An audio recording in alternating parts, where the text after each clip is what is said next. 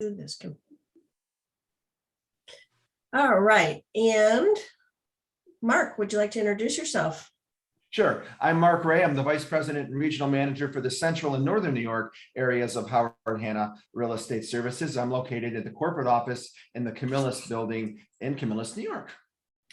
And I'm Maggie Knapp. I am the Director of Training in Western New York. That's Rochester and Buffalo. So I'm here to help anyone in the state, but particularly Rochester and Buffalo. Christina, would you like to introduce yourself? Sure, and I'm Christina De Tomasis. I am the Career Development Director for Eastern New York. So I'm kind of Maggie's counterpart for that. So good morning, everybody, and welcome to Howard Hanna.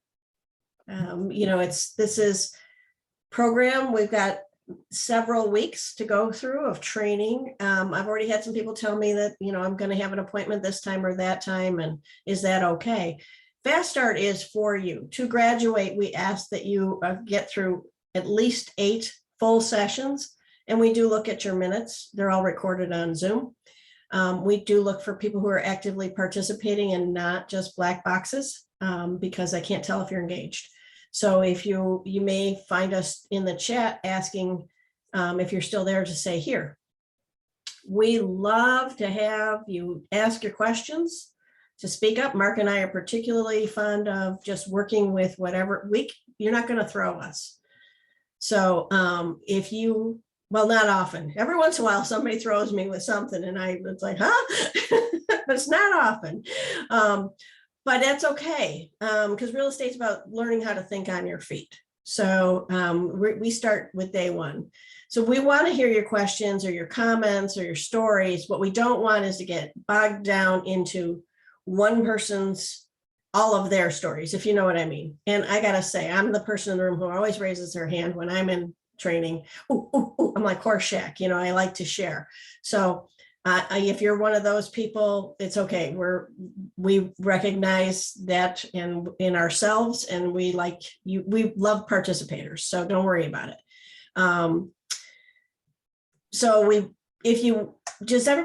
I heard somebody say that they had never been on Zoom before. So if you look at the bottom of your screen, you're going to see a little smiley face that says reactions. If you look at that, you can see everybody raise your hand for a second. Now raise your virtual hand with the reactions, or clap your hands, clapped. Yep, you can lower your hand. So if you've raised your hand, now go in and lower your hand. So once you've raised your hand, you can go and lower it. If you want to just laugh, think something's funny, or you want to say thumbs up or thumbs down, you can use a reaction. And that helps us to see a little bit of engagement, especially for those of you who may not have your camera on for one reason or another. Some people can't, they don't have a camera that works. Some people, so Morgan and Jennifer, I see your hands up. So if you want to lower those now for me, you do the same thing, go back into the reaction and you just lower it unless you actually have a question. Jennifer, do you have a question? Okay, so I know. All right, so we are looking at faces. So with that, let me share my screen.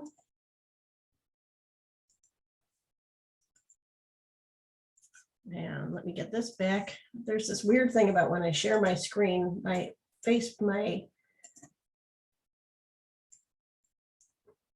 I'm on 2 monitors and it does something weird to my people. And then I'm going to put it in presentation mode. Here we go. Oh, I forgot to open it in the desktop. Silly me. Hi, this is Jeff. I'm having trouble with my video. I just want to let you know I'm here. I've been here. Well, I appreciate that, Jeff. Thank you so much for letting us know you're there. So Thanks. I'm at work and I'm trying to hotspot my phone from my computer and my iPad, and nothing seemed to work down in Saratoga. So I'm going to try again in a little. I'm here though. okay, good. Well, if you have Thank you. questions, just because we can't see it doesn't mean you can't, ask your questions. So feel free. Yes, ma'am. All right. So Hanna Advantage. Howard Hanna began in 1957. So I've been around for a day or two.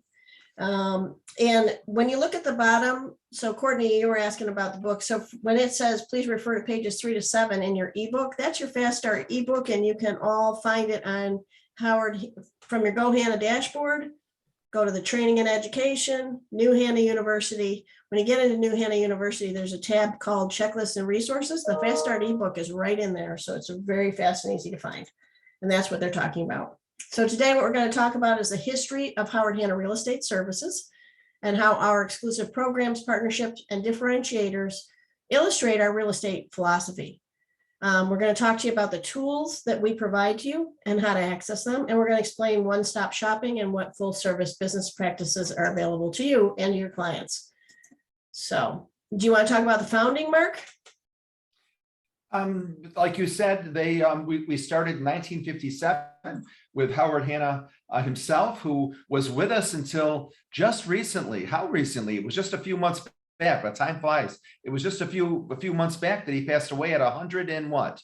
101, and he was still active right straight through, writing handwritten notes. And he started the company, and then of course their children, Howard Hottie Hanna and Helen Hanna, Casey, took over, and now they're into the third generation of Hobie Hanna, which is Hottie's son, who is the president of Howard Hanna Real Estate Services. And I think some of the fourth generation are getting into it. It is a huge family, non-franchise company, very traditional. The mother and father all very, very much involved, starting in Pittsburgh, Pennsylvania. Go a little bit further, Maggie, because I know you've got some more great information regarding it. So Howard Hanna, they called him Bop. So this is Bop. I was one of the last agents who actually got one of his handwritten notes, because just before he turned 100, they made him stop writing notes. Maybe he was 104. Was he 104? He might have been. I think he was, because my aunt passed away a week later at 108. So I remember they were very, very, it's rare when people live that long. You know what I mean? Yeah, and he was still active. I got to meet him once at convention in Cleveland, but I got a handwritten note from him, which I still have. And, you know, it's a source of pride. They were, you should all go look up his obituary. He was instrumental in, real estate was a very white-centric profession before Mr. Hanna. And Mr. Hanna moved mountains to open up that gate and to make it more inclusive to more people as to become realtors. He was very forward thinking. So you should look up his obituary. It's pretty cool. He worked in World War II for the British Army. His daughter Helen says her father's accomplishments are really the backbone of Howard Hanna. What his philosophies were has informed all of their decisions. So we work very hard in this company to become fair housing is very important to us. Being ethical is very important to us as a company. Mark, do you want to talk a little bit about the banking thing that we learned about at this last convention and that partnership? Sure.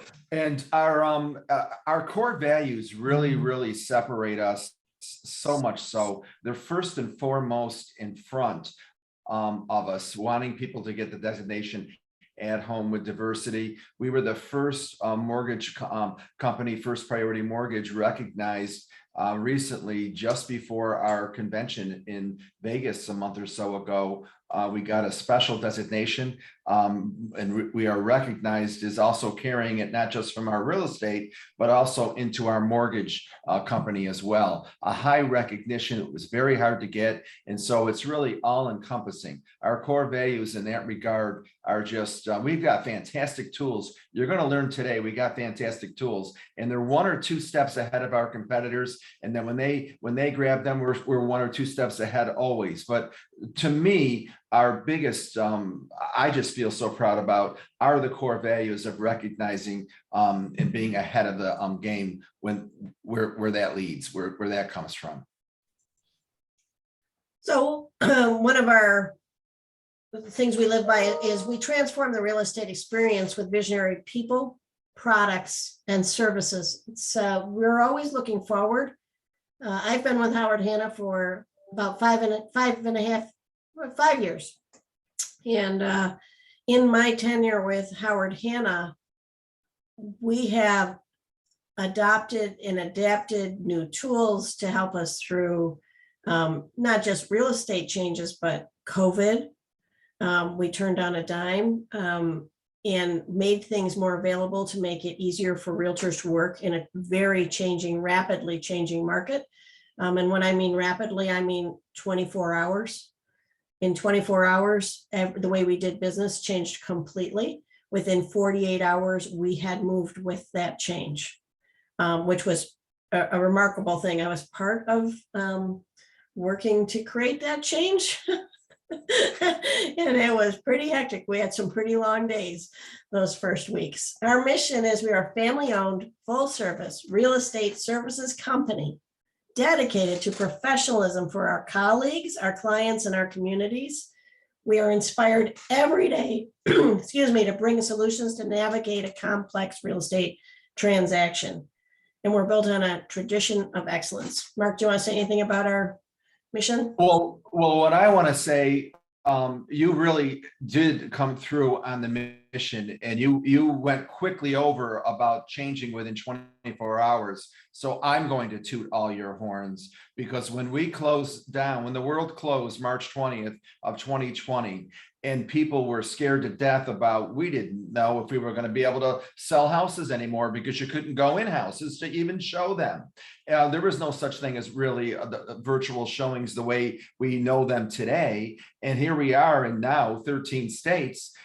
People got really scared who earn their living selling real estate full time. So within 1 to 2 days, in all the states we're in, we started holding Zooms and showing on a daily and weekly basis, showing agents how to show homes virtually, how to write purchase agreements virtually, how to complete a transaction, never meeting the people in person, but doing it through Zoom, when now we might take it for granted. Two plus years ago, people just didn't know how to do it. And not just that, I want to say that Hannah's brought in attorneys for each state, showing agents how they could collect unemployment and make those types of things. On a dime, we were months ahead of our competitors. So always know, with the strength and the and all the knowledge and know-how that we have, that really put us to the test, and we came through and really didn't miss a dime. I think that certainly goes towards our mission, that our clients are our agents. I want to say one more thing, Maggie, because I feel strongly about this. The buyers and sellers are our agents' primary customers. There are customers as well, our being the employees, but the buyers and sellers are our secondary customers. Our primary customers are our agents. Without the agents, there's no need for us. So we put you in the forefront to give you those tools to know that to help you navigate in ever-changing times. And rest assured that we're there for you. Every part of the mortgage company, the admins, the managers, the leaders, the IT, the reload, the marketing, and it goes on and on and on. It goes on and on and on. Thanks, Mark. So our values are integrity, pride, enthusiasm, diversity, stability, caring, and growth. Making a difference in people's lives. Mark, what would you like to say about our values? Kind of what I just mentioned before. Our values are always being honest and fair and treating people equally and putting you first, acting with integrity.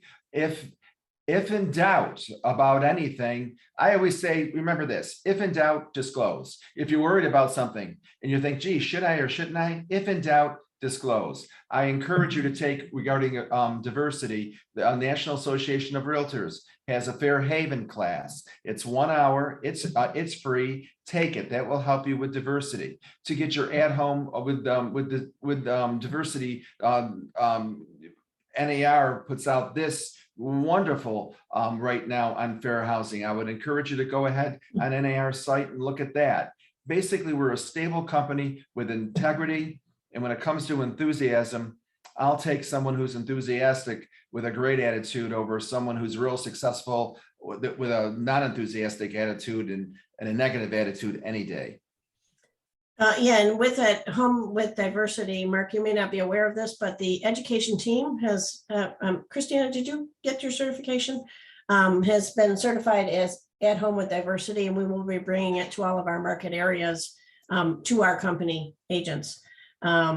So because it is a high priority at Howard Hanna. So integrity, anybody know what's the definition of integrity? There's a pretty common definition for this. Anybody know it? Don't be afraid to jump in. There's no right or wrong. It's give and Yes, take. Austin, go ahead. Anyone? Austin's got it.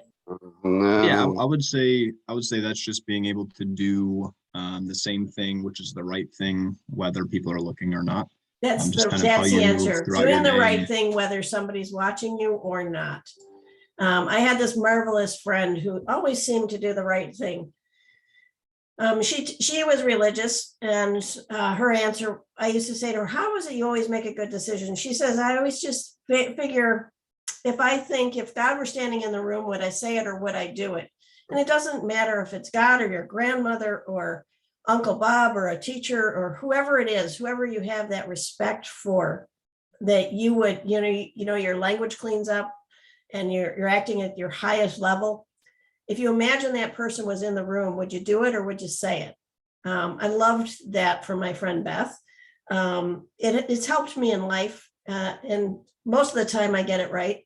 Not always. I wish I got it always right. She seemed to get it right all the time. But integrity is doing the right thing, whether somebody's watching you or not. So let's hopefully we can live by that standard.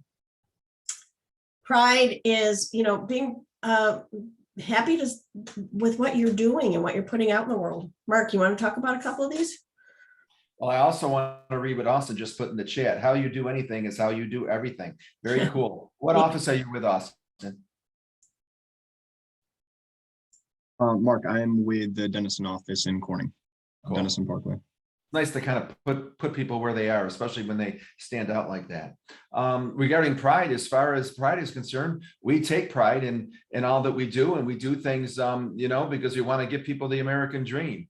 Again, you just mentioned, I am so excited to hear that we're bringing At Home with Diversity to all of the marketplaces. That gives me a great sense of pride right there. We're practicing what we preach. Last year, I brought it to the Central New York market of everybody. The class is here. And so now to see that Howard Hanna's bringing it to all of the states that we're in 2022 and beyond, that is a great sense of pride going forward.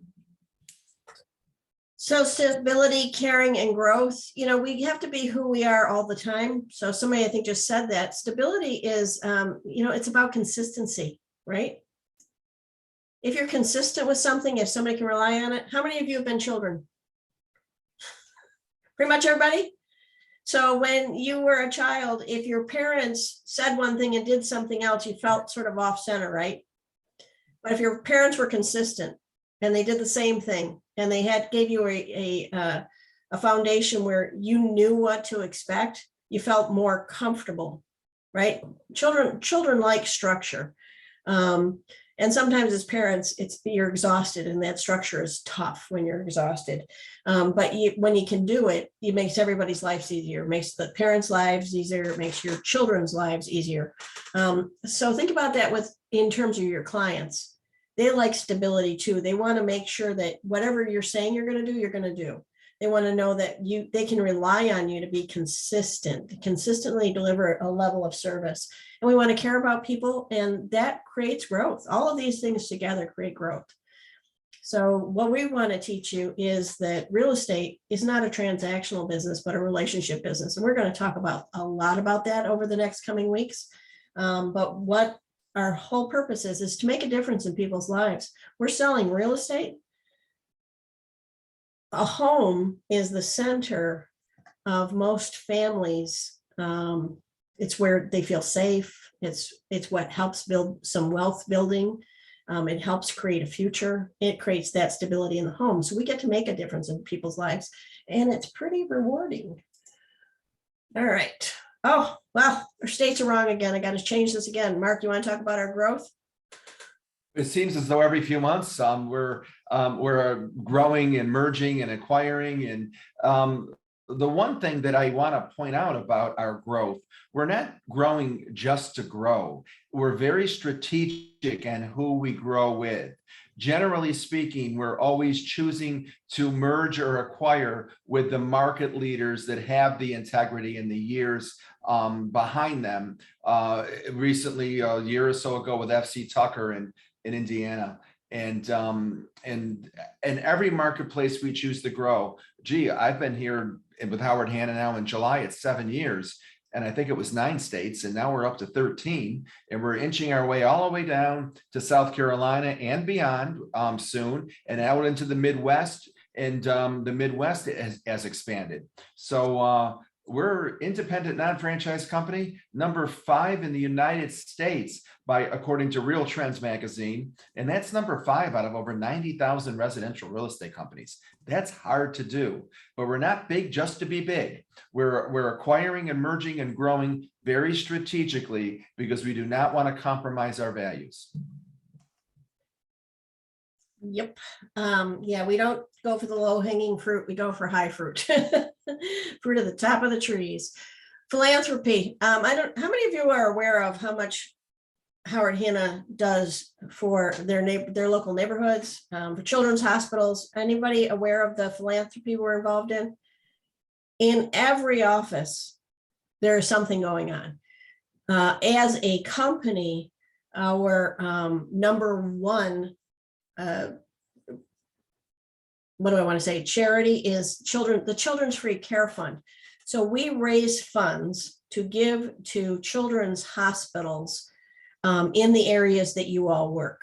And it's millions of dollars that have been given to the Children's Free Care Fund. And it is exactly what it sounds like. It's free care for children. You've all heard of St. Jude's, right? It's that sort of philosophy. We're bringing it to hospitals to create free care for children. Sometimes we also buy pieces of equipment for those hospitals. Like they may need a very, very expensive piece of equipment. I live in Rochester, New York area, and our hospital is Golisano's. We got a wish list from them. They have certain pieces of equipment that sometimes they have one piece of equipment that's very important in the NICU babies who are struggling. And they have 3 of these pieces, and they sometimes have to decide which baby will get it, which one doesn't. So they're trying to eliminate that. So we're trying to help them get more of those. I can't even imagine being a doctor making that choice, trying to decide, okay, you get it, but you don't. We do Coats for Kids. We do Habitat for Humanity. We work with breast care, breast cancer, every cancer, diabetes, animal rescues. Mark, it's endless. The Children's Free Care Fund started in the 80s. And since the 80s, we've given over $17 million to children's hospitals. I was so excited last week to go to the Golisano Hospital here in Central New York, where they recently opened a new special needs portion wing, and to go through and see what all of us in Central New York have been raising. And we do it in each community in the 13 states we live in, so that you're giving back to the community that you serve and it serves you, so that it's local. It's very important to us to be local. So if you have any fundraising activities that you're passionate about in your own life, talk to your manager. There may be something they can do at your office level or within your region.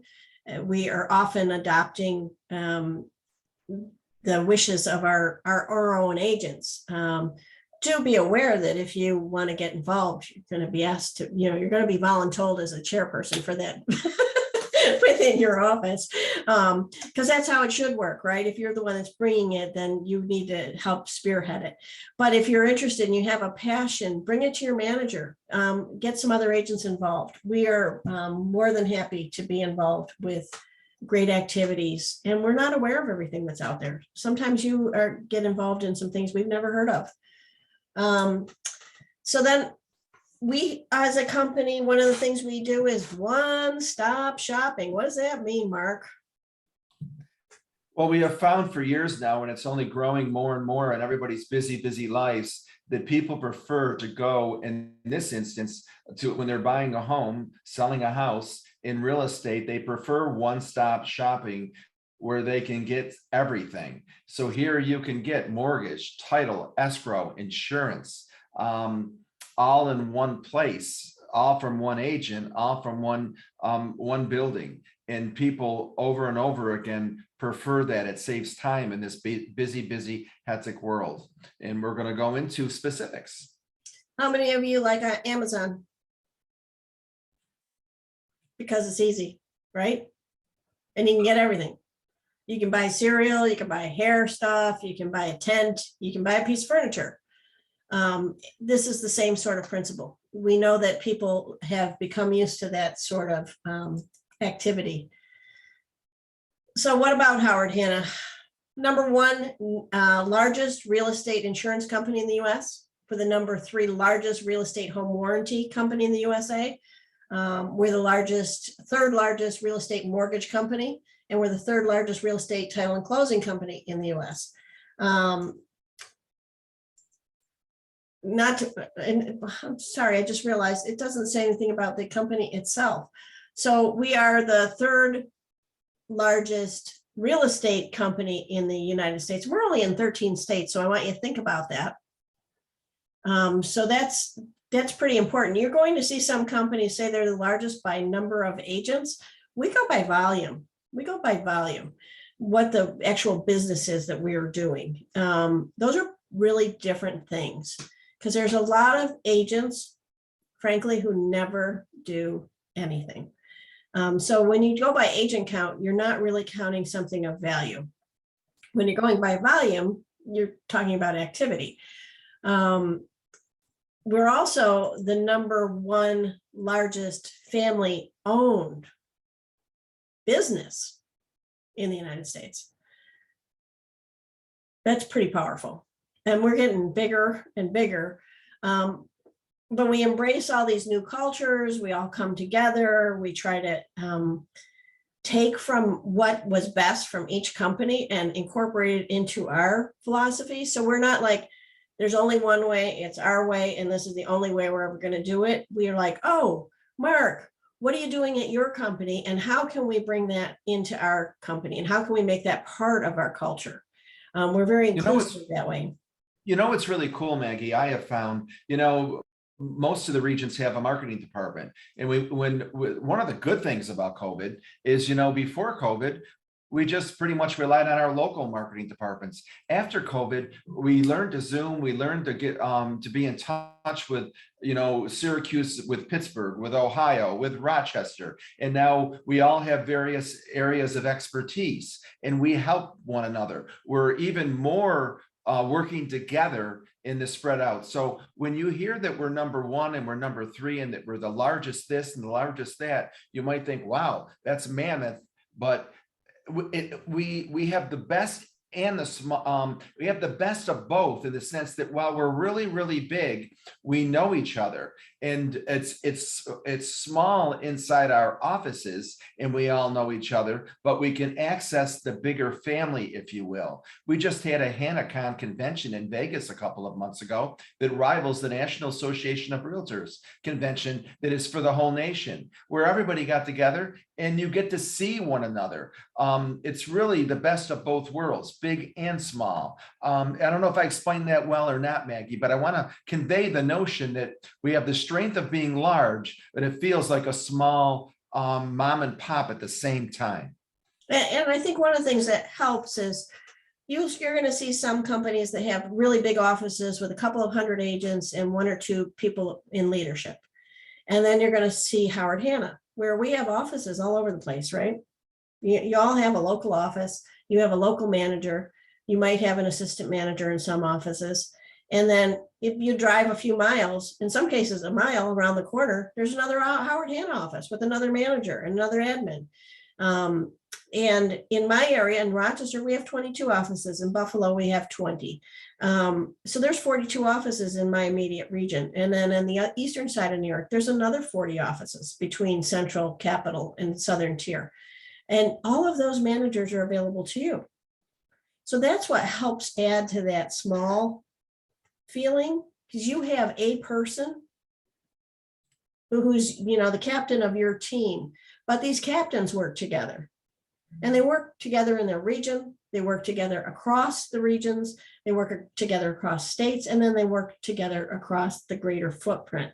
So it's really great, through COVID, as Mark just said, COVID brought us together in a way that we weren't together previously. So I'm now friends with managers from all 13 states and feel like I know them, although I met some of them for the very first time at convention. But you feel close. And do you guys realize that every single manager in the company is available to you if you needed it? If you met somebody on a Zoom call and you thought, wow, they have a really interesting perspective, there's no reason you can't pick up a phone and call them. Send them an email. Maggie, you are, I consider you a dear friend. We've done things for each other. And yet you just heard at the beginning of this session, we've never met in person, but she's a dear friend. Yep. And I feel the same way about Mark. So you're going to make friends across the entire footprint of the company. It's quite an opportunity. So that's one of the reasons it feels like a family organization, though, is those smaller offices give us that opportunity to bond with a group of people, but it's a bigger footprint than that you can go outside of your office. We're all here for you. We're all part of your team. So we are client centric. You want to talk about what that means, Mark? Client centric? Well, again, we feel strongly about putting the client first. And that's why we give you all this training, all these tools, all this technology for you to put the client first. Again, your client being the buyers and sellers out there. There are clients too, but we're being client centric for you to help you to manage and manage your growth and help your primary customers, the buyers and sellers. We believe that when the customer's happy, everybody benefits, you, we, them, the whole Howard Hanna family. So in the beginning, I said that we are not, we don't focus on transactions, we focus on building relationships. Because what we know is that when you build a transaction, you sell this house and then you move on to the next house and you forget about that client, you're losing business. Every time you forget about a client, you're losing business. But when you build relationships, guess what happens? You wind up building a referral business based on the relationships you have with people, which is what client-centric is all about. If you're going to make somebody part of your family, do you not ever call your family or get in touch with them or check in with them ever? Or is there some sort of, you're going to call them and keep in touch with them throughout the year, letting them, near or far, that you're part of the family? Well, your clients become like family too. And the more they do that, and the more you build those relationships, the more you build your business. It's a happy thing to have. So what we want you to think about is when you see one transaction, we want you to, everybody know the movie, The Matrix? The scene with the guns, and all of a sudden you can just see guns forever. Tank, load me up some guns, and there's just guns going. It's like the Hall of Mirrors in Versailles. It's forever. And Courtney's smiling, so she knows that scene. That's what we want your business to be like. So whenever you see one house, I want you to see like a house of mirrors. I just want you to see houses right after it, house after house after house, but they're all referrals because you've been doing your business so well, you've built your business so well, you've built your reputation so well that people rave about you. That's what we want to teach you to be, is the realtors people rave about. We can teach you some things to do that. You actually have to put things into action. But we're going to show you how we're going to help you to do that. Together, we do great things through learning, through teamwork, through mutual respect. Mark, you want to talk about what mutual respect, how important that is in this business? Like I mentioned last week, I did a Zoom with over 200 of our local top agents from all over the community, our competitors as well as ourselves. And the whole theme was mutual respect, because there's so many multiple offers, competing offers, and things going on that the theme was to be conscientious of one another and treat people fairly. And so that so that we can work well together, because when you're writing a purchase offer and you're competing with 5 or 6 or 7 others, there's 5 or 6 or 7 people that are going to be disappointed. And so you want to be cognizant of that, going around, and be respectful of one another, and be in touch and communicate with one another. It's vitally important. It is vitally important. You want to be the realtor. You're going to hear me say this 100,000 times, that everyone wants to work with. You want to be the realtor that everyone wants to work with, whether it's clients, other realtors, other real estate companies. You want to have that reputation to being great at your job and being a professional. So right now, as new agents, learn that going out, because you're going to be viewed and get the reputation for being the agent that people can rely on, that's smart, and that is respectful. And I should tell you one more thing, because you're a Howard Hanna agent, your chances, and when you become successful, do expect that you will be recruited from everybody and their brother. That's their job. As we as leaders recruit others. So expect and know that. And know that if you use a lot of the tools that we're going to talk about here today to keep you 2 and 3 steps ahead of your competitors, you can just continue to grow with us. Speaking of growing, as you grow in your business, as your business becomes productive, and you start earning money, when you start hitting gates of production, when you start getting to a certain income level, you start being part of these 4 little squares you see in front of you. There's Champions Club. So there's many levels of champion, and it's astounding to go to a Champion Club event and see how many of our agents do so well against national statistics, against our own statistics. But you know, how many of you, your gross commission income, the income level that you earn starts to put you in different levels of championship. And we have award shows. Since COVID, we haven't had a live one since 2020, which we've really missed. Hopefully we're going to go back to that. I don't know. Let's fingers crossed. I see that happening. It's usually like in February-ish of every year. And then we have something called Income Advantage. Mark, you want to talk about Income Advantage? Yes, absolutely. Going back for a second to the Champion Club, though, there's 3 a year. I happen to have it on my mind because I'm planning the one for June 9th that we're having in Central New York, right? And Eastern New York, which is the southern tier. And all across Central New York at Skinny Atlas Country Club for the winners on June 9th. It'll be at Skinny Atlas Country Club for the people who qualify for the Champion Club. It's certain sales and listings levels and a 4-month increments. So you have an opportunity 3 times a year to be a part of that Champions Club, that we just do a real special get together with everybody who's won. The Hannas give out a prize. The Hannas come in town, wherever it is. So even though we're so big, you will meet the Hannas. They go to these Champion Club events. The Income Advantage, I feel really, really, you mentioned pride earlier. You said to talk about pride, Maggie. I got to tell you, the Income Advantage works like this. You have this in the book that you talked about, and you can go to your manager and have them print it out. And it works like this. You new agents, once you've completed your first full year, we will look at last year's income. And based on the income you learned, your manager will get a list of people who qualify. And it goes anywhere from a minimum of 26,000 in income up to over 85,000. If you want to have guaranteed income direct deposited into your checking account the 15th of each month, we'll do that.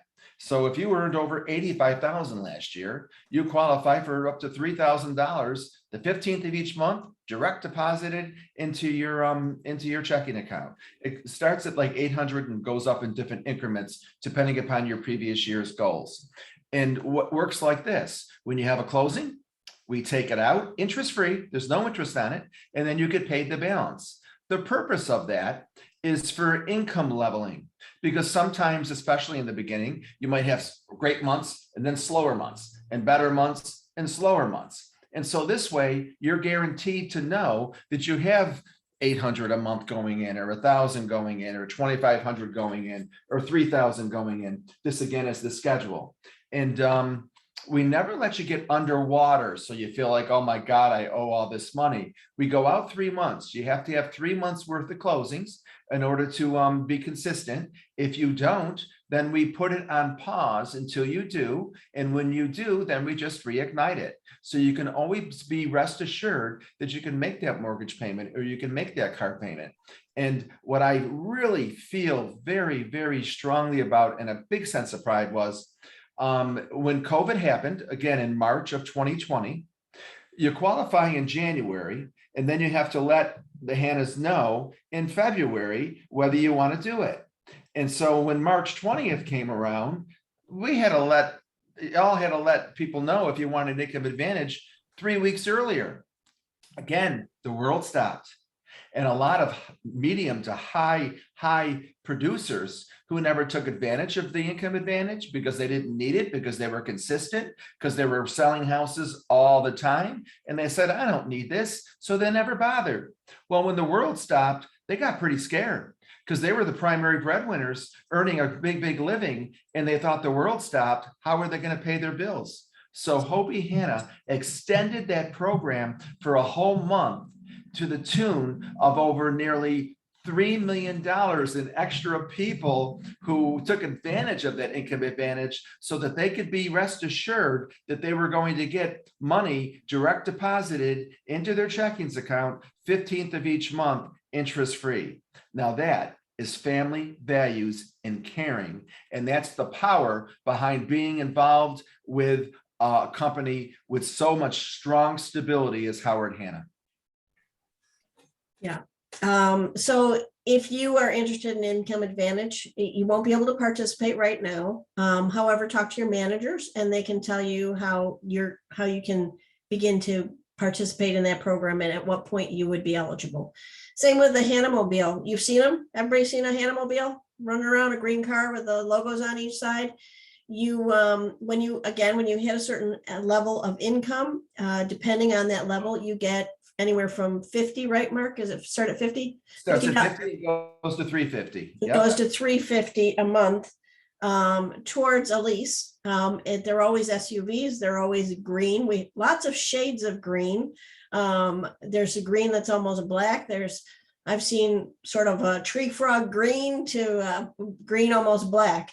And but they're almost always SUVs. Personally, I'd like to see them add a Prius in there. You need a green Prius because with the gas prices right now, I drive a Prius plug-in, and man, am I happy about that right now. And as you can imagine, I get 137 miles per gallon. Thank you very much. Since it's great, but in any event, so if driving a Hannah-mobile, you're driving a billboard. It's an opportunity to earn business, because one of the things you want in this business is you never ever want to be a secret agent. You don't want to go places and have people not know that you're a realtor. You got to have them know that you're a realtor. You're out there to do business. So you're going to want to wear your Howard Hannah hats. You're going to want to wear your Howard Hannah name tags. You want to carry Howard Hannah bags. You want to drive your Howard Hannah car. You want to have your name on everything. I've seen people get skins made for the back of their laptop. So when they open it, it says Howard Hannah. It's got their name on it. It's got their phone number. It's got their email. This is all marketing, right? So this is all ways to let people know that you're in business. I have a friend, she's got a person who makes those big embroidered labels. He's downloaded the Howard Hannah label to his company. She'll go out and she'll go to the sales and she'll go to JCPenney or wherever, and she'll buy sweatshirts and t-shirts and coats and hats. And she goes to her guy and has him put the labels on. You can also go to the Bop Shop and buy clothes that are already labeled. But if there's there's lots of ways to do this, but you don't want to be a secret agent. So the Hannah-mobile is part of that. And we're going to talk about that a lot over this time.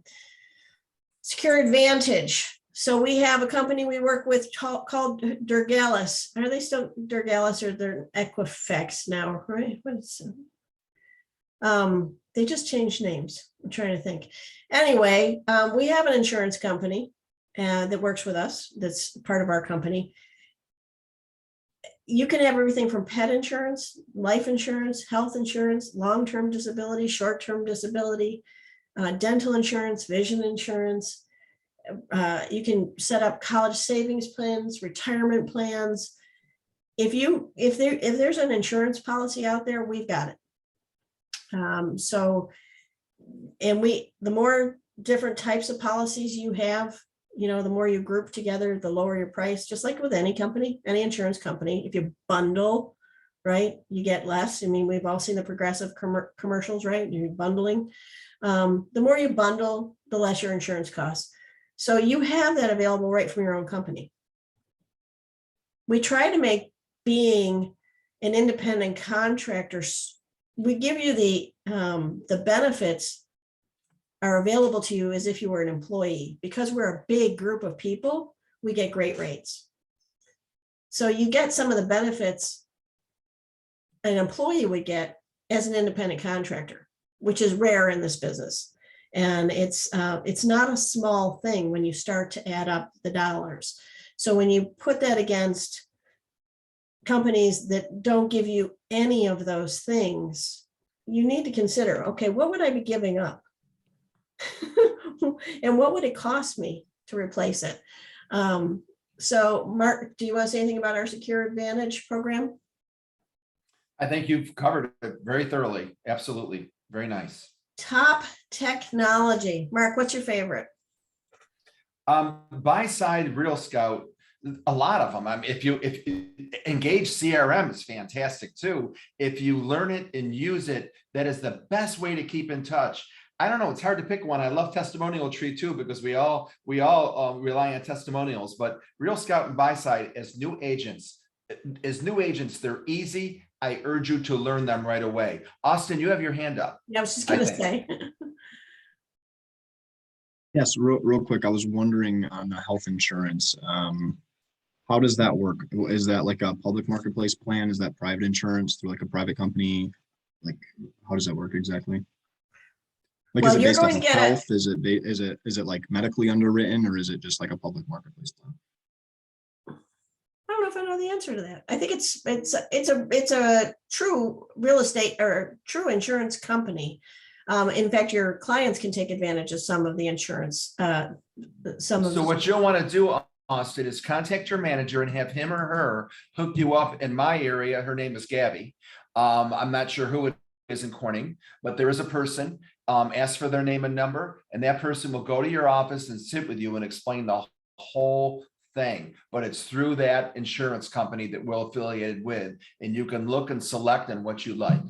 Absolutely. Awesome, thank you. So, and within your first 30 days, a Howard Hanna insurance person will reach out to each and every one of you.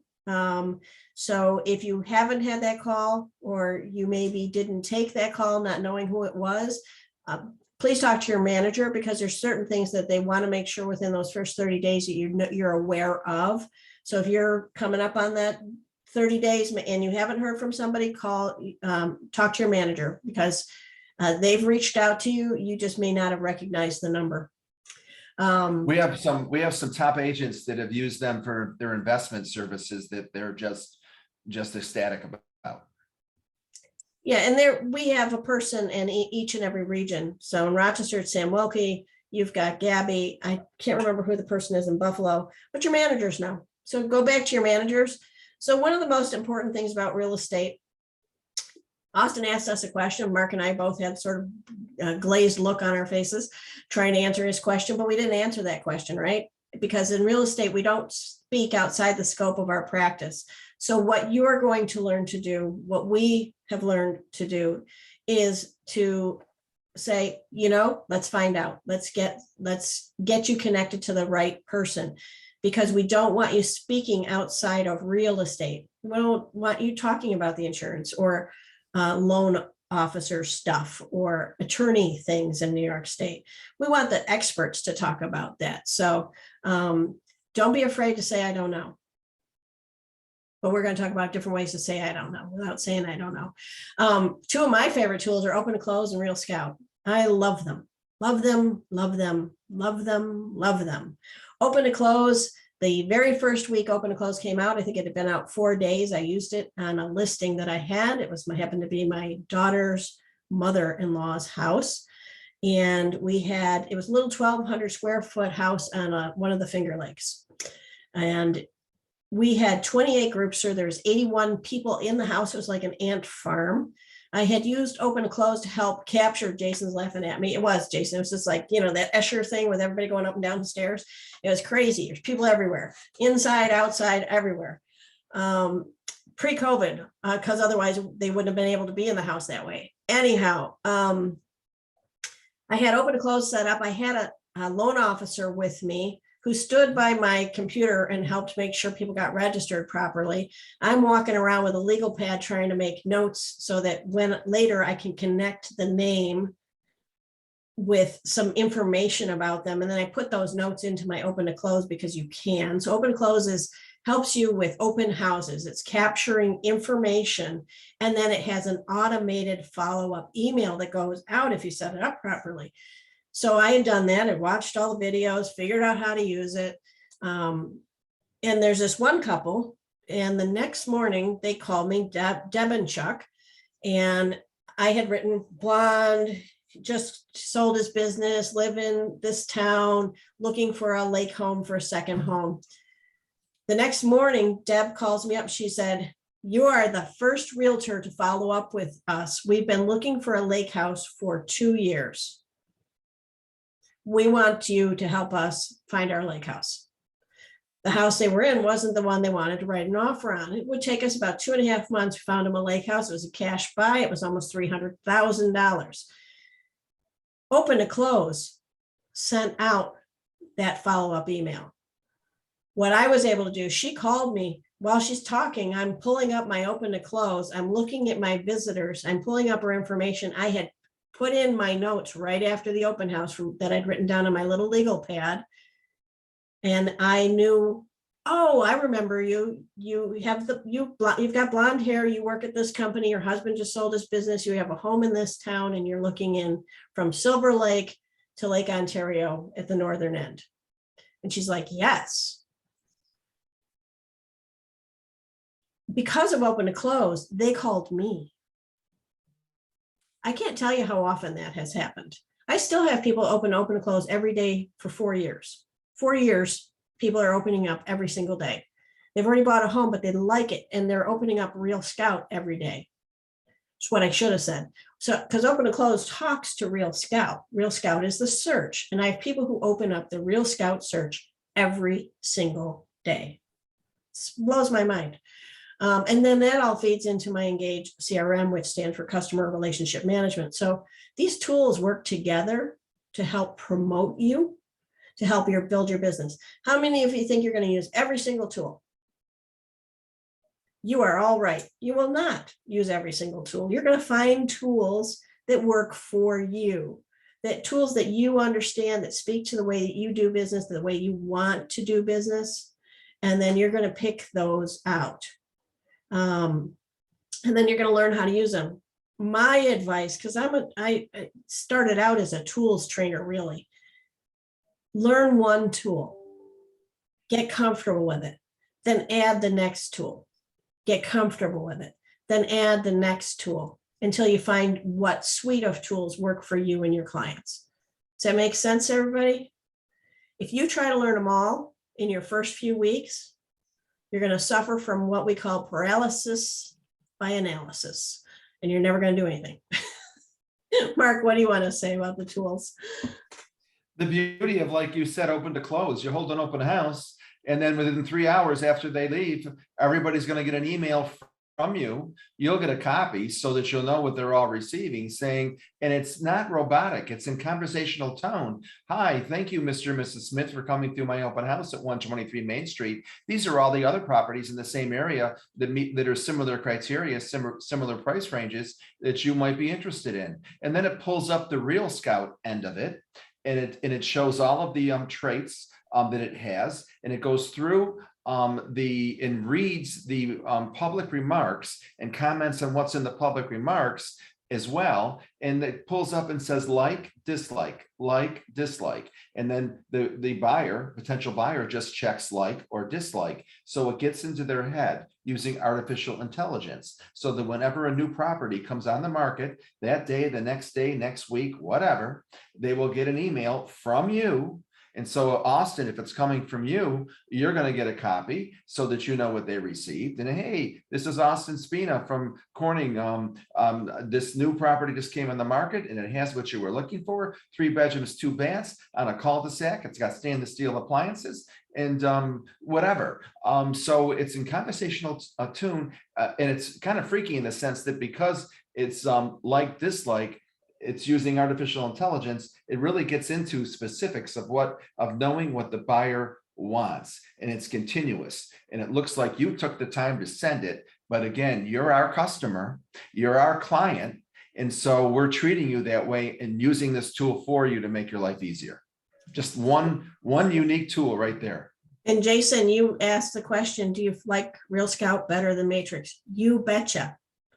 And here's why. First of all, Real Scout only has my information when it goes to the client. So what you guys should all do is get into Real Scout, set yourself up as a client, and set yourself up as a search as a client.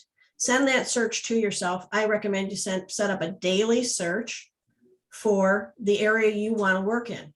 Then send it to yourself, see what the client experience looks like and why it's so preferable. And then you're going to know how to tell your clients how to use it so that the preferences that you can put in that don't exclude any property, but they can start to put in the things that they would like in a home or around their home or within their community, because it gives you those options. You can see how to use it to get more of that information. And here's why I like it better, Jason. It has a 54 times higher open rate. And here's the reason why. So let's say Marissa and Kathleen both want a $250,000 house in about the same neighborhood with 3 bedrooms and a bath and a half. That's their basic want, right? But Kathleen wants a cook's kitchen, and she wants a finished basement with an extra bedroom because she's got a family member that visits all the time. Marissa, she really wants a fenced-in backyard because she's got small children and a couple of good-sized dogs, and she wants an office because she's working from home. So the same house in the same neighborhood comes up, and Kathleen's going to get an email from Real Scout that says, hey, Kathleen, did you see this listing at 124 Maple Street? It's got a cook's kitchen and a finished lower level complete with an in-law suite. Marissa, perhaps you missed this home that has a fully fenced in backyard and whatever the other thing was I said that you wanted. So you're both going to open it. It's the same house, but it spoke directly to what you want in a home. So does that make sense to everybody? Again, using the artificial intelligence and speaking to it. On the buy side, they use a heat map. And I went on a listing appointment with one of my agents last week, and it was wonderful that she was able to show, because all of the Howard Hanna, the more you use these tools, the more information it has. And so therefore, we went on this listing, we priced it in the high 400s, and she was able to open up the map and the heat map and say, we have 22 Howard Hanna agents right now are working with 22 different customers looking for a house just like this. And it shows it right on that heat map of the listing agreement that we were in. These tools are just quite good to learn. But like Maggie said, 1 or 2 at a time, and then stay there and own them before you go on from there. Otherwise, you just get overwhelmed. And so we have Howard Hanna presentations. It's going to help you with buyers. It's going to help you with sellers. It's going to help you put together professional looking documentation, both on a web platform or a printable platform, depending on your client needs. Because some people aren't great with computers. You're going to have some people who don't have a computer. So you may have to print something out. For people who are all about computers, you can do that. We have La Point. It's going to show market share. And it shows how powerful we are as a company. How many of you know what market share is? So I'm not seeing a lot of raised hands. So market share is how we describe. So if I'm in a town and I see green and yellow signs most of the time, and 50% of the deals that are being made in real estate are with Howard Hanna, we would have the market share.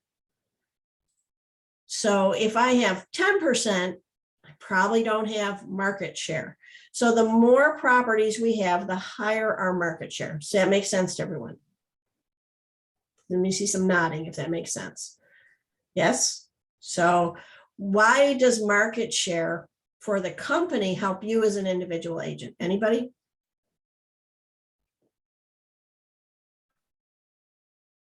Clout. Okay, what do you mean by that, Jason? People like to deal with number one.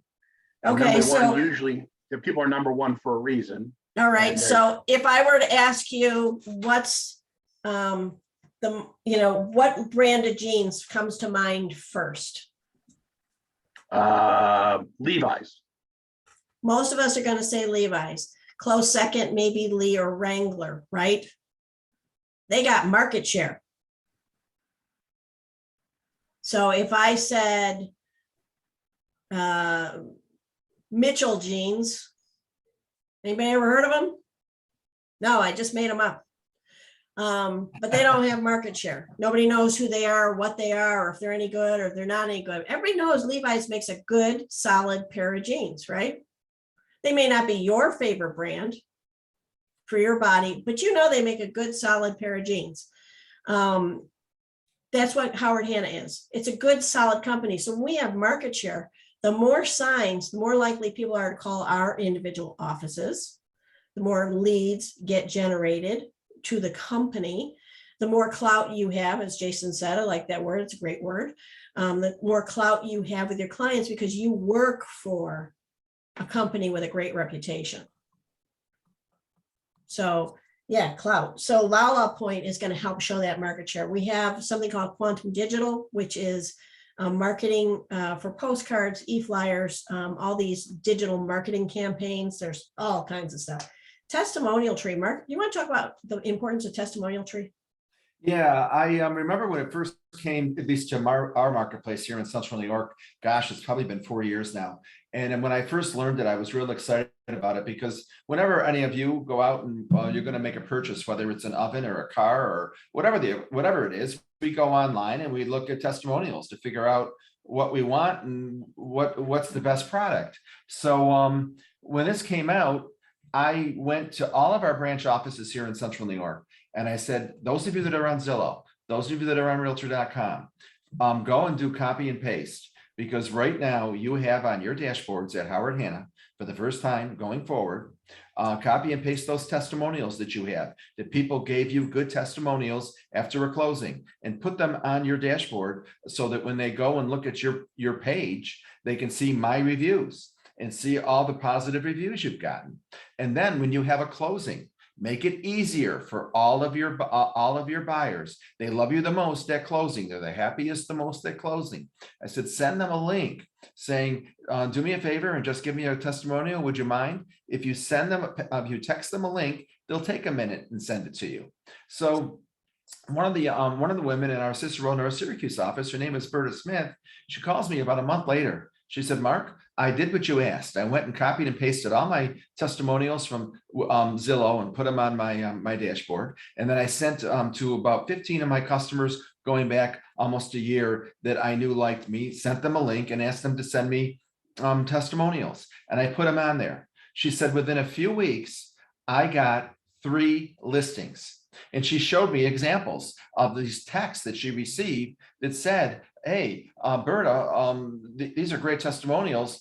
I have a house that I need to sell. Give me, and gave it the information. She said, I got 3 listings in less than a month because I went ahead and did what you said. I said, so, if you hadn't done this, those are 3 listings, 3 closings, 3 commission checks you wouldn't have had. She goes, exactly. That's just such an easy tool to use to, again, get more business, which if you keep in touch with these people, you're going to get more referral business, and it just spirals accordingly. I love Testimonial Tree. Yeah, one of the ways I like to use it is going back to open to close. You take that testimonial and you post it in your open to close, and it floats on the screen so people can see your testimonials. So when they're signing in, they can remember, people come to open houses to buy a house. Some come to find a realtor to help them buy a house. Some people come to find a realtor to help them list their house. So not everyone's there to buy that house. Sometimes what they're shopping for is you. So having your testimonials on open to close and then creating an event at an open house, we're going to talk about that in another class, is going to help you stand out. Earnest was a product we brought in 2020 because we didn't have offices that were open. So the way we used to get earnest money deposits was we'd meet in person, right? Or you drop a check off in person with somebody to an admin in an office. Well, nobody's offices were open. Everybody was home working from their computer. So that whole check thing became an issue. We were doing some wire transfers and it was cumbersome. So we found this company called Earnest, spelled with 2 N's. I almost said 2 E's, but no, it's 2 N's. And it's an electronic secured wire transfer. It costs $15 for the person doing it. And it's a great way to get funds from A to B. And in our markets now, we have a lot of people who are moving across the country. So it's a great way to get an earnest deposit check quickly from somebody who's not local. And it's sort of like Venmo, but it's more secure. And so if those of you who are familiar with Venmo might be familiar with this concept. But this was another one of the things that because of the change in the marketplace, we brought in a new tool to help support agents. And you're going to find we do a lot of that. We're always trying to stay ahead of the curve and to give you the tools that you need to do business and to be successful. So this is your Go Hannah dashboard. So how many of you you've all been on your dashboard? Let's see some hands. I'm curious. Hopefully, great. Oh, they're all going up. Okay, great. So going forward, I can't use this one because it's not a live link. Where did everybody go? Everybody's blinking in and out.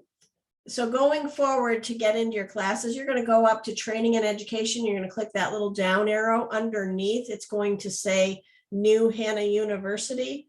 You're going to go to New Hannah University and you are going to go to workshops to sign up for each workshop going forward and the global classes.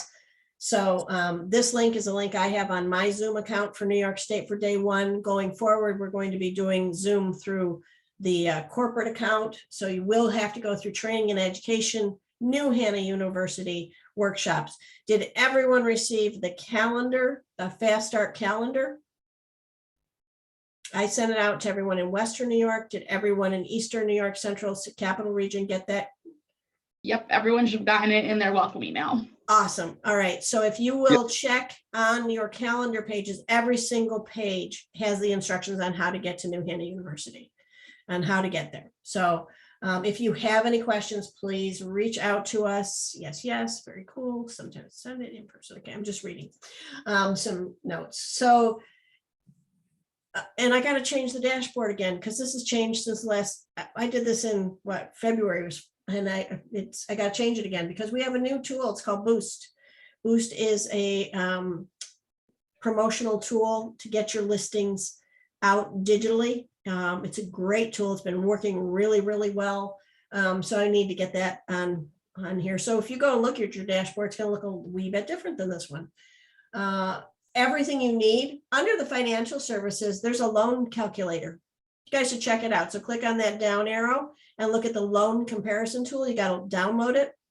Now this happens on my computer. Don't know if it'll happen to you. When I click on the loan comparison tool, invariably it'll bring me up to what's called the documents page, and you'll see a lot of folders, a lot of documents.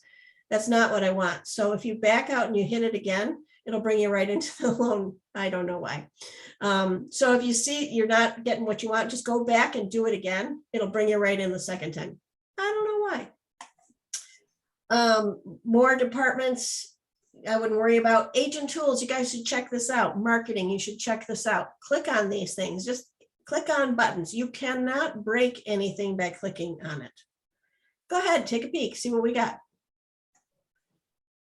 Up here are engage. There's ways to get into things. There's a suggestion box. If there's something that you would like to see after you've learned a little bit about the dashboard and the company, ask. We actually read these. Who knew? What's new? If something new has come along, if you click on what's new, you're going to get a little flyer and a little press release on what's new. It's right here. If you scroll down into the middle, you're going to see the Go Hannah calendar.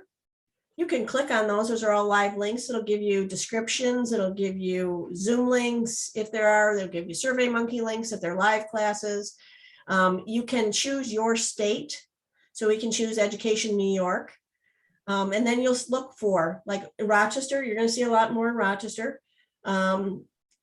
So click on those. If you're in Buffalo and you want to drive up to the Rochester classes, come on. If you're in Syracuse and you want to come over to the Rochester classes, I don't care. Come on down. If you're in Capital Region, you want to come, you're crazy because it's too far. It just takes too long to get here. But you're welcome to come. Christina's laughing at me. But go ahead and check those out. There's things that you can participate that are on the global calendar. There's things that are local to you, but that Go Hannah calendar, you can print it. It says right in the top, print. So people are like, oh, I didn't see this. Well, it's right there. Look at it. Get in the habit of looking at your calendars. Mark, do you want to say anything about the dashboard? I think you've been pretty thorough. Very thorough. All right. I choose Howard Hannah. Handouts, worksheets, and action items. This is your Fast Start ebook. So go to your Fast Start ebook. Print out these 2 sheets, the new agent checklist. You don't have to print them out if you don't want to. You can use them on your computer. And you only open once. There's a lot of great information in here. So just take a peek at it. It's going to help you moving forward. What time is it, Mark? It's my clock is covered here. It is 10:19. Shall we take a 10-minute break and come back at 10:30 to give everybody a chance to stretch their legs? You can use the restroom and get a drink of water or whatever. Cool. Is that good? All right, guys, I'm going to pause the recording. Maybe. There we go. I'm going to stop my share and we'll see you at 10:30. Be right back, Mark.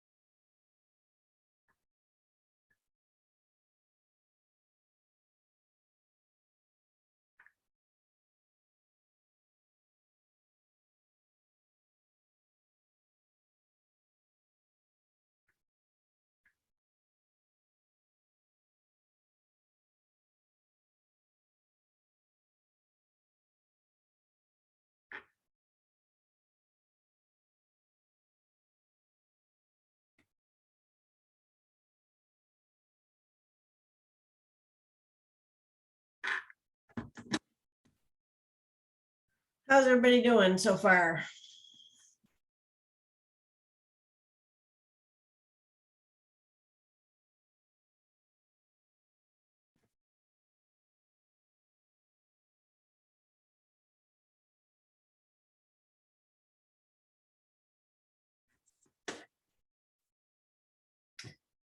So Rochester and Buffalo agents, have you been made aware of a class on Thursday afternoon at 3:30?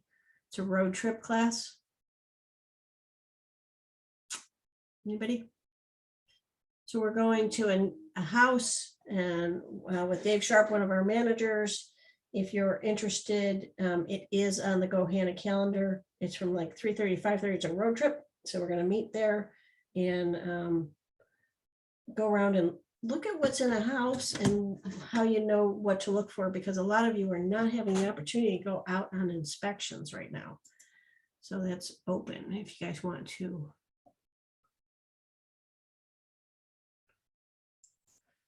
So if anybody wants to participate from Rochester, Buffalo, it's going to be in Pittsburgh, the house we're looking at. So for some of the Buffalo people, it's probably too far away, but could be really worth your time.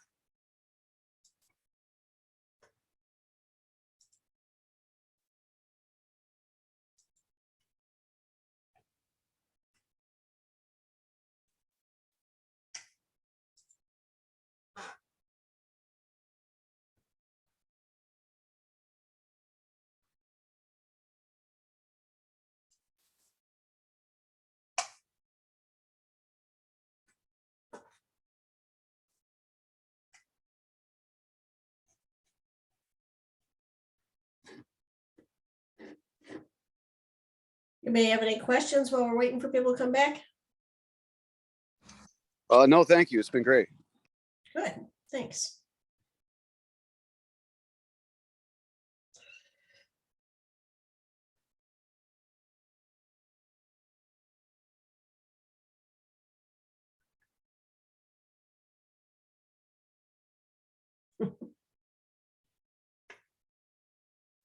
My daughter sent me a picture of my granddaughter who's about 9.5 months old, and she had ravioli for dinner last night. It looks like a massacre.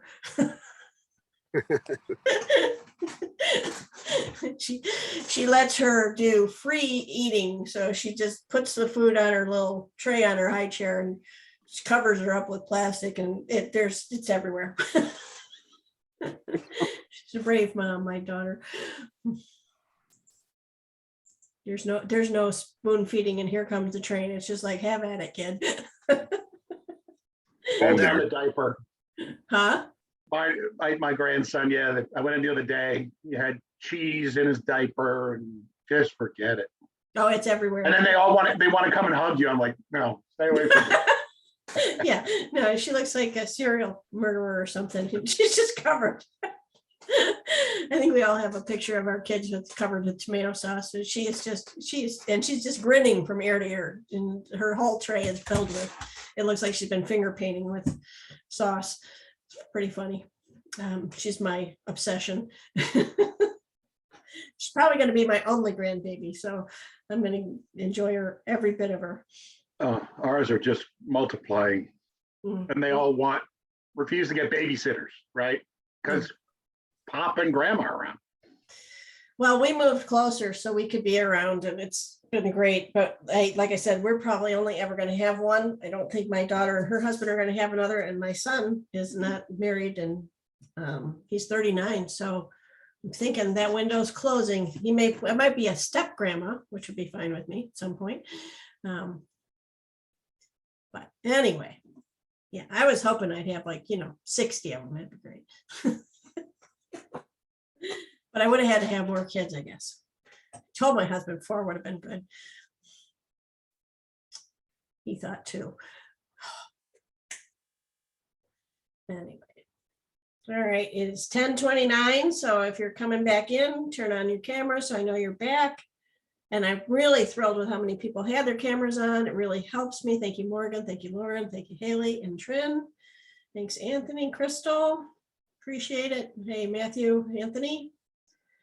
Jeff Hunter, Anthony, I think I saw a welcome to Howard Hanna just today for you, didn't? Oh, no, it was on a recruiting list that you were new. So your email will be coming out soon. Yeah, thank you. So welcome, Hi, Jeff. Out taking a walk. It's a beautiful day. It's a beautiful day in the neighborhood.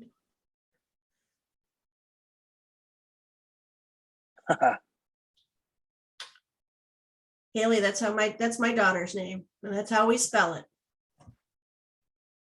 And when I named my daughter Haley, there were no Haleys. Oh yeah, that's how now it's very common.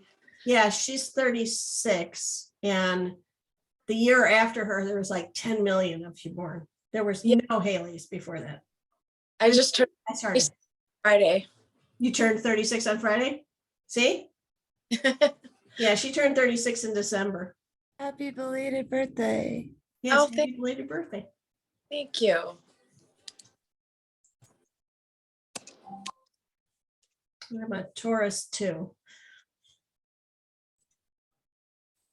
We have to be aware of certain traits of that. Stubbornness, right? I'm a Virgo. Are you? My mother was a Virgo. Yeah, We're talking astrology. we sort of drifted a little bit, yeah. I don't know. I don't think you want to mess with a Gemini. No, probably not. Which one? Exactly. a very good one. It's gonna end well. Oh, funny. Thanks, Samantha. Step up. Okay, great. All right, so it's 10:31. So let's get back to it. Now we're going to start to talk a little bit about the Hannah exclusive programs. So when you go to your ebooks, I think it's on pages 8 through 9, because we've changed some of the slides, so some of the ebook pages have changed too. So we're going to talk about our products, our services, our exclusive programs. We're going to discuss guidelines on how to use things and what the practical uses are for them. And we're going to talk about why that gives you a competitive advantage. You're going to hear a lot more from Mark during this segment because Mark is passionate about some of these programs. And so we are going to let him go. Howard Hanna offers exclusive proprietary tools and programs. It means we own them. And provide benefits to buyers, sellers, and you as agents. The more that you have as agents in your toolbox, how many of you have ever tried to fix anything with tools? Right? If all you have is a screwdriver and you need a hammer, you're going to use the back of that screwdriver as a hammer, right? But it's not as good as a hammer. So we try to give you all the tools, and you can have the right tool for all purposes. You may use one tool one time, but that one time it's going to be essential to you. You may use one tool over and over again, like a hammer or a screwdriver. You're going to find favorite things, but you may not use a pipe wrench every single day, right? So we're going to give you some tools that are going to help you. And we're going to give you the opportunity to satisfy your clients and maximize your effectiveness. So maximizing your effectiveness is really a really important thing. We like to give you a sustainable competitive advantage. So what's it mean to have a sustainable competitive advantage? Anybody? What's it mean to have a sustainable competitive advantage? Somebody take a shot. Go ahead. You never lose your advantage. You always stay ahead. It's got that staying power, whatever your advantage is, it's going to get you through different markets. It's going to get you through different types of sales, whether you're on the buying side or the selling side. It's going to be sustainable. It's going to have a solid foundation. And it's going to set you apart from the competition. And we're a lot about setting you apart from the competition. We want you to be head and shoulders above, and because that provides value. I mean, Maggie, Value to your Maggie- clients. Yep, go Mark. just last week, or maybe it was the week before, First Priority Mortgage came out with one because, again, of this crazy little bit of a market we're in, where we're multiple offers and this and that. They just came out with the Cash Advantage program. Are you aware of it, Maggie? I am. In fact, it's I brand have new. a young Because it's personal. brand new. I I have a won't go young. into details, Go but ahead. because I want you to go to your first P mortgage person, but essentially, under the right circumstances, between 250,000 and 750,000, you can position your offer so that it's a cash offer. That's another sustainable competitive advantage that we just came out with to meet the needs in this ever-changing market. And that's just a prime example that always coming out with things so that we are sustainable against the competition. And that provides, again, that value. I have young, very close personal friends that I'm helping them find a house right now. And I don't do much listing or selling, but these are like family members. And they're going to qualify for that cash advantage, which is going to help them because they want to be able to buy with comfort and know that they can put in right offers that are going to be very, very competitive. So what sets you apart?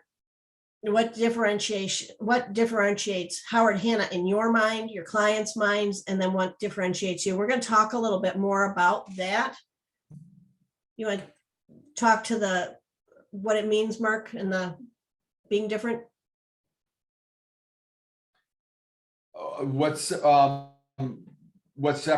differentiates us? We call them, or Hobie calls them, the differentiators. We have so many, there's numerous of them, but essentially we have a tool or something for everyone to meet everyone's needs. So don't be afraid to grab. And if you don't know the tool, ask your manager, ask your mentor, ask somebody else in the office. There's always somebody there that can, if you're not sure about something, that you can go and ask and become proficient on it and meet the needs. We stand out from our competitors as a result. And one of the things that I think is particularly important personally is that not only do you have a company that has differentiators that stands out, but I think it's going to be very important for each and every one of you to develop your own personal value statement that sets you apart from every agent, including other Howard Hanna agents. What are you personally going to do for your clients, for your buyers, for your sellers, that's going to make you different? And when you can get that into sentences that you can tell to your clients in a quick, concise way about what you're going to provide, what value you're going to provide, and then marry that to the Howard Hanna differentiators, man, now you've got something. Now you are really head and shoulders above your competition. And sometimes your competition is your best friend in your office. And that's okay, because we're in business. We're in business to build a business. Now, we're not cutthroat, right? We don't go after other people's business, but sometimes we are in competition for the same business just because you may know somebody through a different avenue than they do, and you may not even know you're competing. So what's your value statement? So we're going to have two of them, company one and your personal one. So those are things we're going to be working with you on to help you develop your personal value statements and then to learn more about the companies. And as I said, we're going to let Mark go here in a few minutes. Our promise to our consumer. You want to talk about that a little bit, Mark?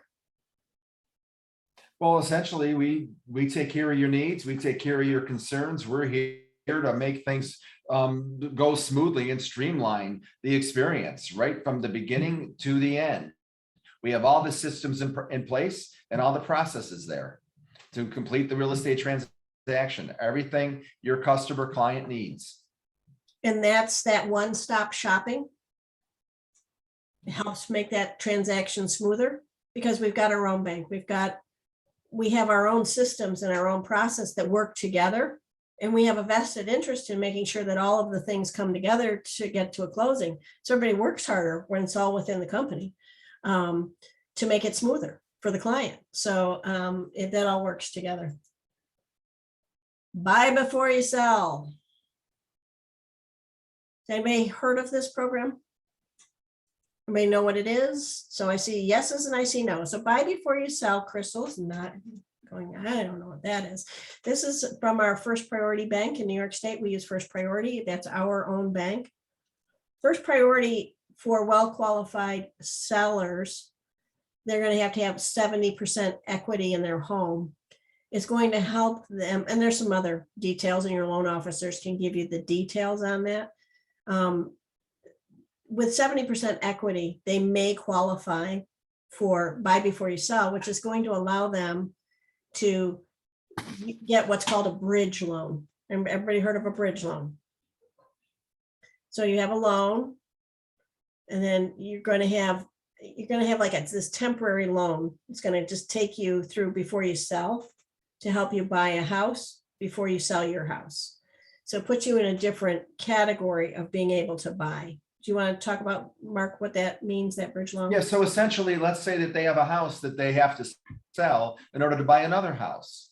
And so in this particular market, when you're up against multiple offers, if you're up against the cash offer, you're up against somebody else that doesn't have a house to sell, and you want to make yours contingent upon the sale of your house, well, that's not going to position your home very well, and you're not going to win in that instance. So if you go to First Priority Mortgage and you qualify, you have enough equity, as Maggie says, in your current home. First Priority Mortgage will give you a bridge loan, interest-free for up to 3 months. If you use First Priority Mortgage, so that you can go in clean without making a contingent upon the sale of the other house. And in this market, you know, the other house is going to sell if you price it right, because you're going to get multiple offers on that right now too. So you can buy before you sell your other house. So, but you want to find out the particulars from your First P officer in your office. Good. And Crystal, I see a thumbs up from you. So understanding. So I should have said this in the beginning. In Fast Start, you guys are going to be drinking from the waterfall. You're going to hear a lot of information over the coming weeks. You're going to hear a lot of information today. We have absolutely zero expectation you're going to retain all of it. What we have is a hope that you're going to hear about programs that are going to cause you to ask questions. Hey, I heard something about how you could keep your house and buy another house, and I can't remember what it's called, and who are you going to go to? So this is one of my day one things. So everybody unmute yourself for 1 second. Everybody unmute yourself. So we're going to play a little game Maggie calls the manager game. So, all right, everybody ready? So when you have a question and I'm not around, who are you going to go to? The answer is your manager. So who are you going to go to? Manager. Okay, so you have a question about a contract. Who are you going to go ask? Manager. All right. You are working with a buyer. Who are you going to tell? Manager. Oh, you have a listing opportunity coming up. Who are you going to tell before you go out? Manager. Oh my A gosh, I manager. gotta do my first CMA. Who am I going to go ask? Manager. Okay, trick question. I got a loan question. Who am I going to call? The loan officer. Yay, good job. Okay, I have a legal question. Who am I going to call? The The attorney. attorney. Great. Okay, these are the 3 top members of your team. Your manager is number 1. Your loan officer and attorneys are number 2 and 3. So you have a legal question. You do not answer that question. You call an attorney and you get an answer. You don't know who an attorney is that you can call. Who are you going to call? Your manager. Hey, Crystal. Points for you. Right. So your manager is your go-to person. If you can't get a hold of your manager, who else can you call? Your manager's Another manager. Any manager, or your regional, or me, or Christina, or Mark. Yeah, call Christina. She's really good. We're here for you. We're part of your team, but what we really want you to do is bond to your managers. We want them to know what you're doing, when you're doing it, and we want you to get in the habit of calling them. So we don't expect you to remember everything we're going to teach you. We do want you to remember that you've heard these things. So we're going to hear some more stuff. So everybody go ahead and mute yourselves again. Thanks for playing the manager game with me. Oh, thank you. It's really important that you learn that that's your resource. Do not work in a vacuum. I had a brand new agent went through Fast Start, and about 3 weeks later, he sent me a flaming email saying he was really mad at me because I didn't teach him everything he needed to know about real estate. Yeah, Mary Sheila, I'm watching you laugh. I was like, are you serious? Yeah, it was never my intention to teach him everything about real estate. He also wrote 2 contracts without ever letting his manager know that he wrote them. They were a hot mess. And to unwind a problem is much different than to fix a problem before it's been out in the public domain. So when you're writing contracts this first year, please, please, please, please, please let your manager know you're doing it before you send them out, okay? If you've missed something, it can be very costly to you. And we don't want that. So we want you to protect yourself. Let your manager know what you're doing and when you're doing it. Some of you have Sunday Showcase of Homes, which is a television show in your area. Use it. Some of you will start to work in high-end houses over is it 750 now? It's over 750. Now, homes of distinction, and this program has now changed. I got to change this too. It's luxury homes, Hannah Luxury Homes. And ask your manager to show you what they have. It's phenomenal. You have to work in that market to get into that market. And then it's, you can work in luxury. My hope as a person, not as your trainer. Yeah, there's Mark's got a little page on luxury. Full page in the Wall Street Journal. I just got an email this morning. Which houses do you want to have put in there from your Skinny Atlas office? I mean, just terrific tools that we have. Yep, they really are. I forgot what I was going to say. Well, it'll come back to me. That's okay. I just forgot. It just. Your goal. What? Your goal. My goal. Yeah, you were talking about. Oh, your yes, goal. my personal goal. So if you get to sell those luxury houses or those higher end homes, those $450,000 houses, here's something I hope you will all remember and all take to heart. The very biggest realtors work at every level of real estate. They sell the $60,000 houses. They sell the $100,000 houses. I want you to remember that those lower end houses, first of all, you're going to work harder for those than you're ever going to work for any other house. I don't know why it should be true. The less money you make, the harder the work, I swear. But you have the potential to change entire generational wealth by helping people get into that first house. You have an opportunity to change communities, to change lives, to make a significant difference in families. So when you're earning those higher commissions, think, okay, part of this is going to help me work in that community. That's my personal thing. If it's not part of your business model, it doesn't have to be. You're an independent contractor, but I hope that you will find the value in working in those communities that need help and need an advocate, and that you'll work really hard to help them get a home. That's just me. So that's my thing. And now this is where it starts to turn over to Mark. Go ahead, Mr. Mark. Well, the money back guarantee program is just such a terrific program. I would encourage you to use it on every single listing that qualifies for it. So the Howard Hanna money back guarantee program qualifies on any single family house between $75,000 and $600,000. So if you list a single family house between $75,000 and $600,000, There's a form, just put the seller's signature on it and it qualifies. And you can put the 100% money back guarantee logo on all your ads in the newspaper, online, on the for sale sign out there. And what that means, it costs the seller zero. It costs the buyer 1% of the price of the house if they want it when they purchase the house. If they have to buy the house from a Howard Hanna agent. So it's a Howard Hanna listing and a Howard Hanna agent has to sell it.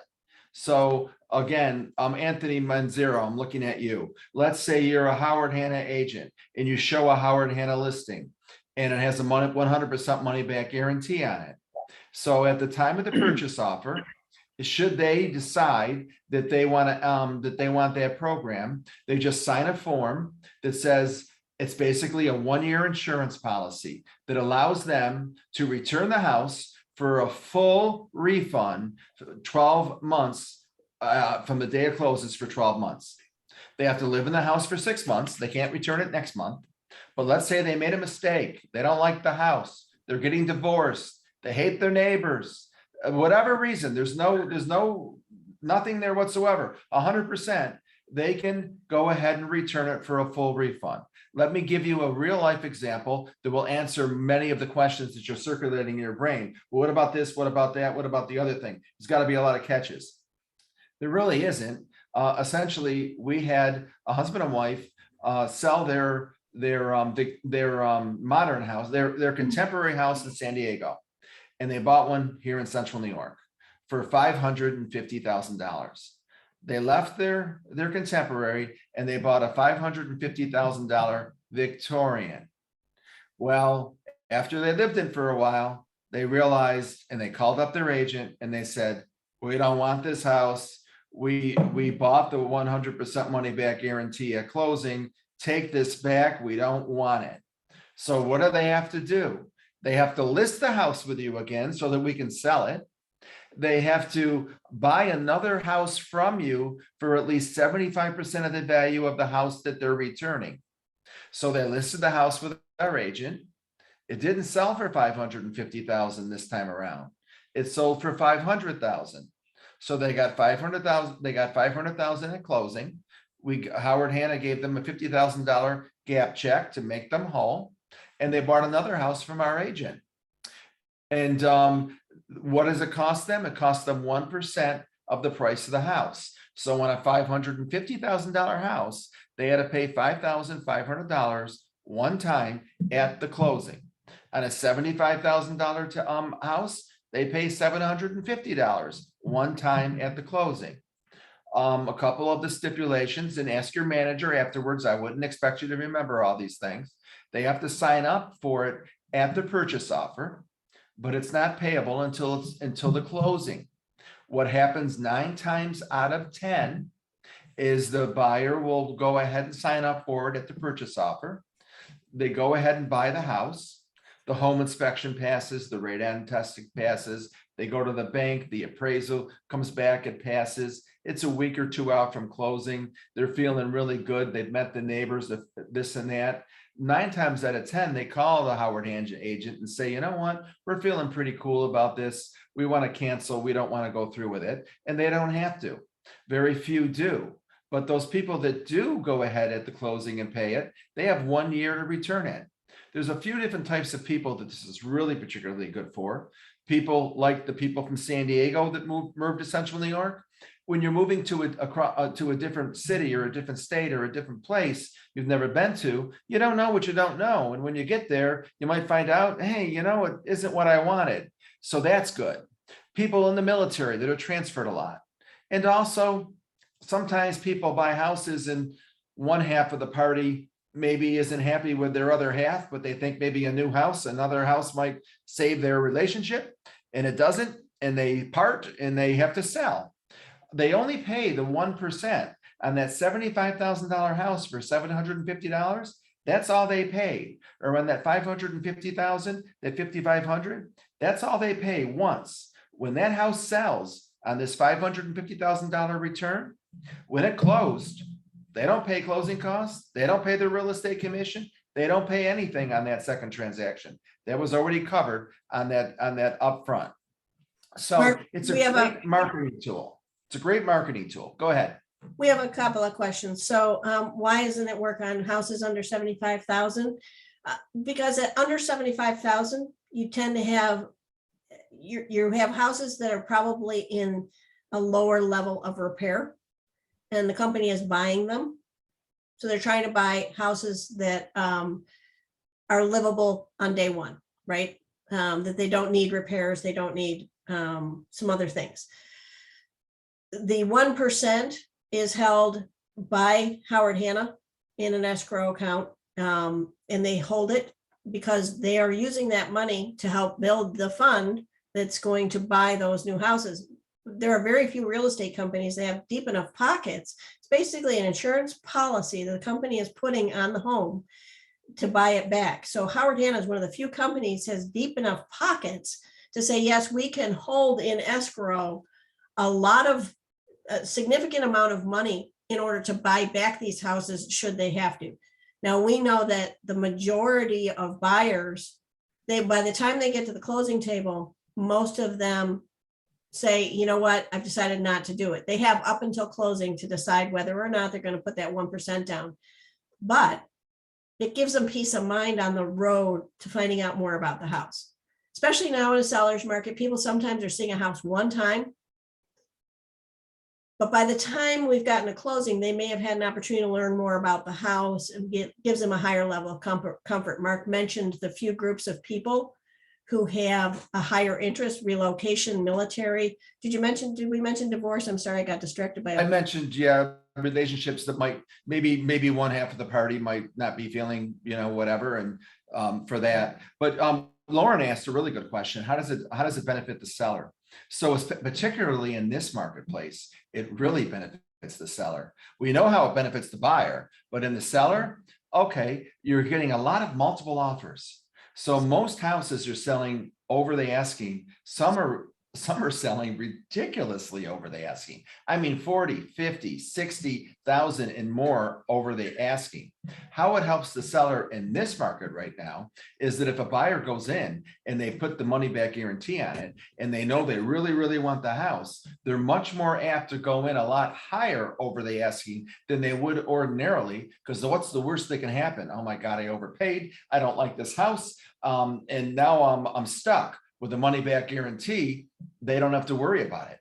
And so therefore, I'm finding that those that use this and exercise this, it's benefiting the seller because they're getting more higher offers on their house. So that's how it's benefiting the seller.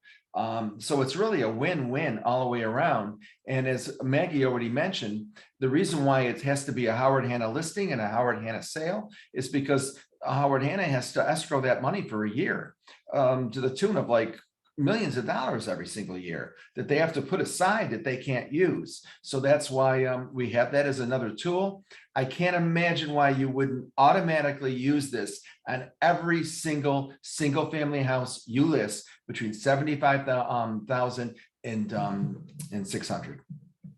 Any other questions about it? Oh, there's lots of questions. So here's some guidelines. Freestanding single-family home, list between 75,000 and 600,000. List with Howard Hanna with current minimum of 180 days. So by the way, when you guys are writing contracts for 6 months, don't just go 6 months from the date, because it may be 178 days. So make sure, I always just add like 10 days. So if today is the 16th, I'm just going to make it the end of the month or the beginning of June. So our contract's going to expire on 5/31, or, or 5, 6, 7, 8, 9, 10, 11, 11/31, or 30, because it's in November, right? So I just add some days. No one's ever questioned me on it. I just tell them it's a number of days. So I'm just going to round it up to make sure we qualify for the program. Because if you're 1 day short, you'll get a note from corporate saying it doesn't qualify. It also helps you get the full commission, whatever your full commission rate is in your marketplace, because again, it can be a costly program for for Howard Hanna. So another stipulation is they have to get the full commission in order to qualify for that. You can't lower the commission. So it helps you get a better commission plan. Yep. Some of the other guidelines are it's a guarantee fee paid by buyer. Sellers, it's free for. Buyer, it's just that 6-month contract. Buyers must be the owner, occupant. It's got to be a primary residence. Can't be an investment property.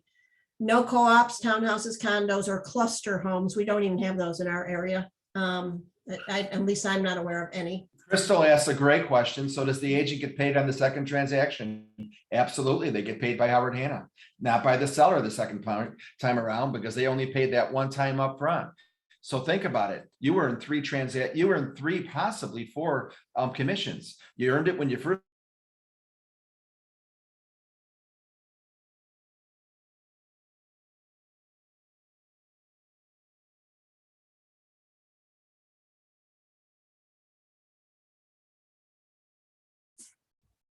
Oh boy. Okay, you're all frozen for me. Can't imagine why we don't use it on every single house that qualifies. So my screen keeps freezing. I don't know about you, but we're getting some pretty big thunderstorms rolling through here soon. So I don't know. So hopefully we'll be able to continue without too much interruption. So some more guidelines. If the buyer wants the money back guarantee, they pay 1%. Mark already described that to you. Buyer must sign the money back guarantee rider. So if, let's say you have a buyer for a Howard Hanna home, because it is only Howard Hanna, and your seller, your listing agent didn't put the money back guarantee on the house, before you write your offer, or before your offer goes too far, you've got to have that listing agent put that money back guarantee on the house. It's got to exist on the listing. So they may have to change their contract, because their contract may only be for 10 days or 2 weeks or a month. And they're going to have to change that to 6 months. So you do have to, so who are you going to go and call if your listing agent hasn't put that 100% money back guarantee on the house? Who's the first person you're going to call? This is a trick question. Manager. There you go. Well done.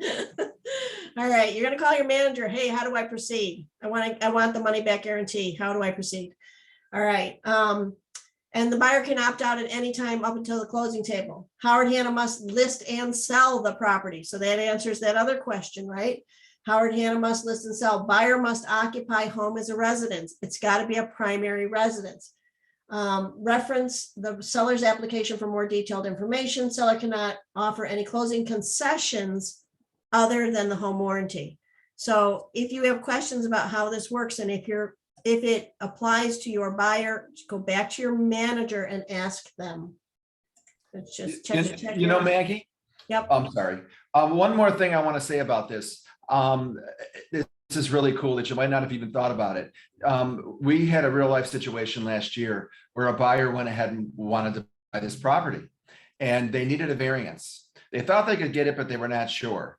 Well, in the old days before this crazy market, they would just put in a contingency, contingent upon getting a variance by a certain date. Well, if you put any kind of a contingency like that in a contract today, you're not going to get it. So the buyer went ahead and bought it. And with the money back guarantee, and then it closed. They went to the town to get a variance. They didn't get it. They made $17,000 on the deal because the houses are going up so much. It sold for $17,000 more than it did a few months before. So, I mean, this is such a fantastic tool. I can't imagine why we wouldn't use it in every single instance. Yeah. If I'm listing a house, it comes with a 100% money back guarantee. I recommend that you make it part of your practice. It sets your homes apart. We know that it brings more buyers. You have 2 houses on the same street listed for about the same money, and one of them's got the sign, one doesn't. Guess what? People are going to come into that house. It's a curiosity. Some people think it's a gimmick. It's not a gimmick. It's an actual program that's been exercised. It's not used a lot, but it's a real program and it really does work. So we do have the rules for how it works. We're just going to let you share those with seller, or read those, talk about it with your manager, and go over the details of this, because you're not going to remember. By the end of Fast Start, you're not gonna remember all these details. They're here though on the slides, which you can all find through New Hannah University. So then we're going to go to first priority mortgage. Mark, do you have a strong first priority presence in Central? Oh, yeah, we do. Big time. Yes, we do. We do in Western New York as well. So why do you like first priority? What do you like about them? Well, again, if somebody comes and they're already pre-qualified, which you want to do you want to be pre-qualified now in all instances in this market that we're in. And it's oftentimes they might come automatically with a pre-qual, but I would always encourage you to have them get a second look, a second opinion with first priority mortgage. What's the percentage rate? It just went up. It was already high before. It's But it 5.25 right now, I think. Oh, I'm talking about how many times when they get a second Oh, look. it's like 94% now. It was Like- 87, like it's like 90 94 now. 94% of the time, we can do better than our competitors. But even if we can't, or even if we don't, that's fine. But 94% of the time we can. And even if they don't choose, we give them a $100 gift card just for the second look. So it's great one-stop shopping to use that. And it's utilized quite a bit, our first priority mortgage as a result. And I just want to mention, I want to go back just a little bit. Mark said something about it's really best for buyers to have a pre-qual, pre-approval, right? As a company, how many of you know about the New York State standard of practice change that we just went into effect? Raise your hands if you do. I'm curious. I'm interested in knowing if you know about this, because it went into effect April 20th. It's a pretty big deal. Yeah, 22nd, I think, but it doesn't matter. Yeah, Crystal's about the only one. So we have a new standard of practice that the NYS, New York State Association of Realtors, put into place. So brokers had to decide how they were going to answer 3 questions. Do we require ID as a company? Do we require a pre-approval as a company? Do we require an exclusive right to represent as a company? The company, for a variety of reasons, said, no, we are not going to require these things. And they make sense when you break it all down and you understand the corporate mindset. So there are some people that feel, and I saw this on a chat recently, our hands are tied, we can't ask for those things. Because our standard of practice cannot differ from our brokers. So we can't say, George, Courtney, Marissa, you can't say, I require this as a part of my practice. You can't use those words. Some people will use the words recommend or request. And you can use those. Here's what I do in my business. And you may want to, just because when I have those RE words, I got to tell you the wrong word slips out of my lips. The require word slips out.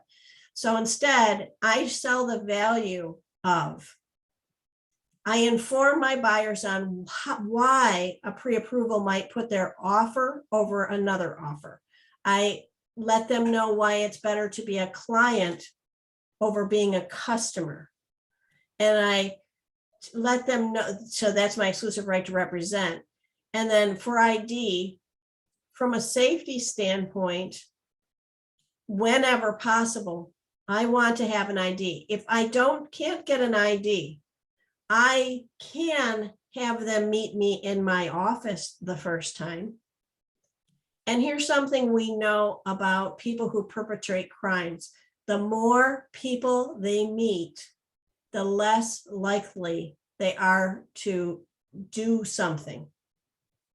So by introducing more people to them, bring them into your office, you're protecting yourself. Also, feel free to take someone with you to meet someone, but don't meet people at a house alone that you've never met. It's just, I don't care if you're male, female, I don't care if you've been a cop or haven't been a cop, be careful.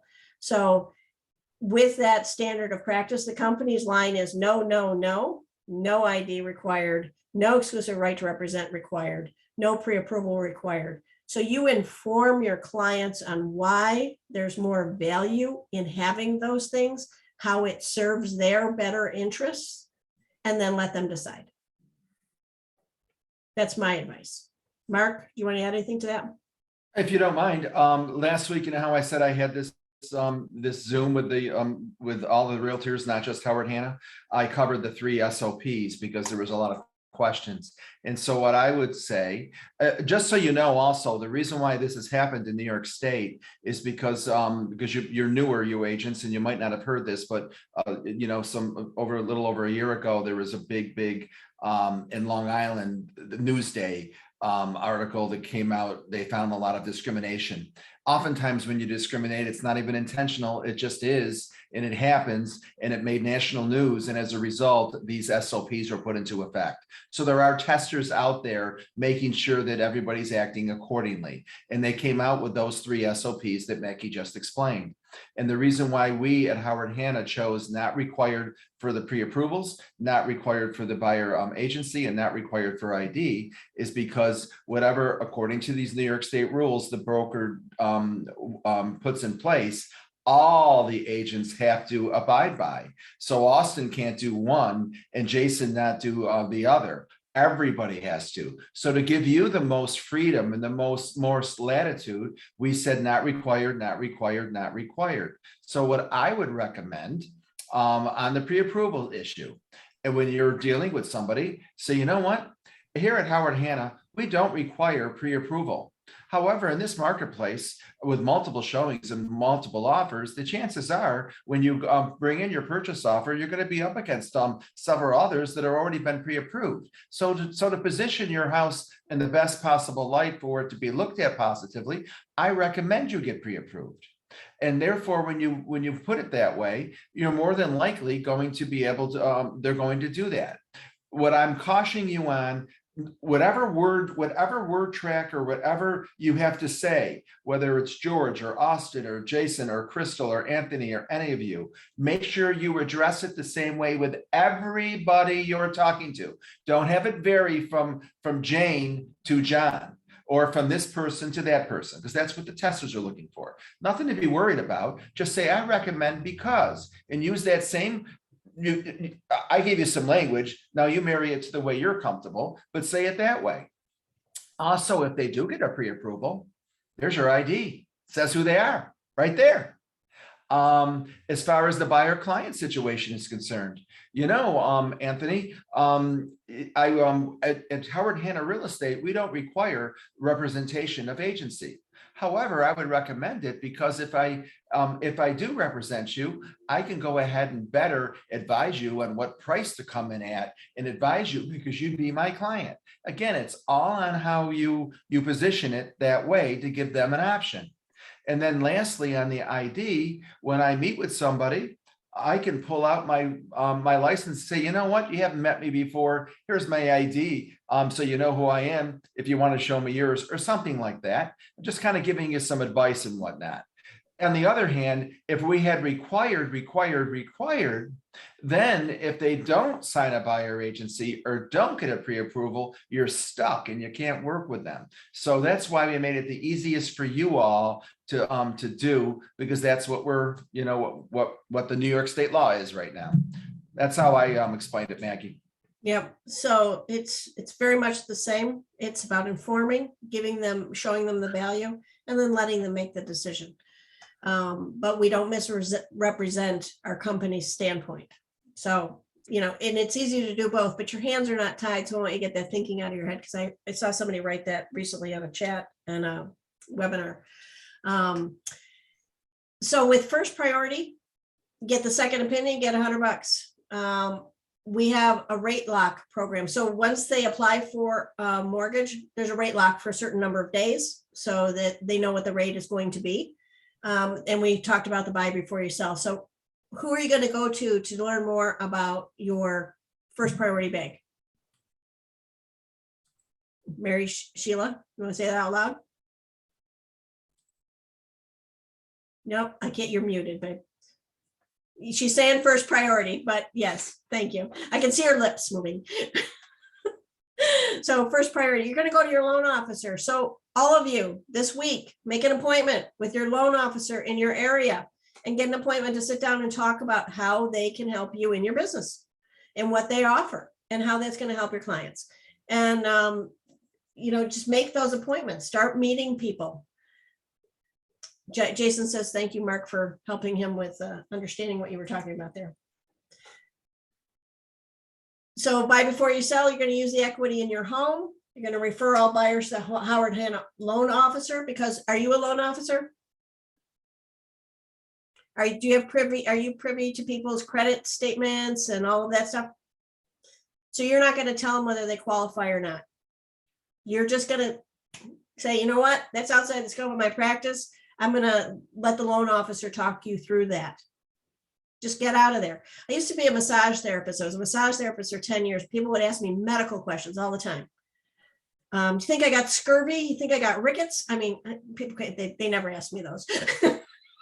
But they asked me questions about medical things, right? And I would go, it's outside the scope of my practice. I learned that expression when I was a massage therapist because I was trained in massage school. It works really well in real estate. That's outside the scope of my practice. However, let's get an expert in that area to help you with that. I do it for roofing, electricians, for plumbers, for kitchens, for loans, for legal, for anything that's outside the scope of my practice. I get an expert. It sets me apart as an individual, as a professional in my business, and lets people know that I'm going to talk to them about what I'm a specialist in, and then get other experts in to help them with those other questions. Does that make sense, everybody? Get in the habit. If you don't want to use outside the scope of my practice, find another phrase that works for you, that becomes automatic, that you can internalize, you can use over and over again, because there's certain things you want it to roll off your tongue. So we're not going to answer these questions. We're going to get the loan officer. So start meeting with loan officers to find out what they can do. And you are all going to need a couple of loan officers. While first priority is our number one choice, if you need a portfolio loan, a loan that's held by the bank, that's not first priority. That's going to be one of your local small community banks or credit unions. So who are those bankers, and what's a portfolio loan, and how's that going to help you? It's going to be rare you're going to use it. You may have a specialist in rehab loans, 403k loans, and there are some things you may need to go to another resource. You need a little bench of loan officers that you can work with. Mark, is there anything you want to say about buy before you sell, or anything? I think we covered it. We covered it enough earlier. I think they're pretty good. We're giving you all. I know I do want to say this right now. Those of you that are brand new, everything you're learning is new to you, so it can sound overwhelming. Don't let it. 100% of what you're learning to some degree is new to you. Once you learn it, after you're in real estate, about 75 to 80% of things stay the same. And then the other 25% is ever changing. And then you just keep taking courses, get designations, that sort of thing, and stay on top of things. But don't let it overwhelming you. All the people in your office that are rock stars went through this to begin with. Just take it little baby steps. You'll get there. Okay. And we do have a couple of programs, like the apartment dwellers trade-in program. It's not used a lot in New York State. It's not used a lot really anywhere. It's because some of that comes out of your commission. So if you have an apartment, someone who's got a lease and they're close to the end, and you think that that's a program that because we wind up helping them get out of the lease to get transition to the new house, talk to your manager and your loan officer before you get too far down that road. If you think that someone might be interested in it, don't talk to the client about it yet. Talk to your loan officer and your manager first. So that's pretty much all I'm going to say about that. We don't use it a lot in New York State. We really don't. But you may be one that there may be a reason why you need it. We have these unicorns, right? You have these deals that come up. And it's the difference between making the deal and not making the deal, and you decide to take that step. You're all going to have unicorns. Home's a distinction now, Hannah, home luxury. Mark, you want to talk about that? You just showed us the Washington Post. Right, the Wall Street Journal that we do. Oh, I'm sorry. Yep. Absolutely. I knew it was a W. So it qualifies if it's 750,000 plus. There's two levels, actually. There's a 750,000 that goes up to like, I think 2 point something million. And then there's either another level that's even higher than that, where you get even more special bennies and whatnot. But essentially, it's different marketing material, more and a whole different level, and it reaches all myriad websites and publications across the country and the world on a whole different level.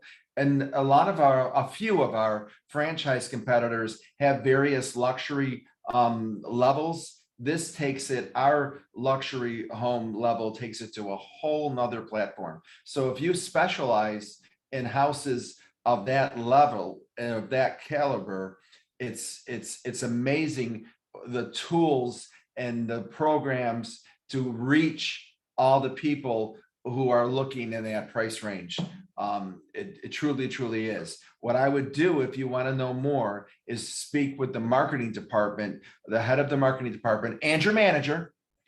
For sure, start with your manager. I mean that quite sincerely. Start with your manager, but to have him or her also put you in touch with the marketing department, the head of the marketing department in your region, and find out more about that, because it's a terrific program. It's used heavily in our Skinny Atlas office, where we deal in multi-million-dollar houses a lot, and it gives us a huge advantage. So if you're dealing on that level, it will give you a big advantage over your competitors.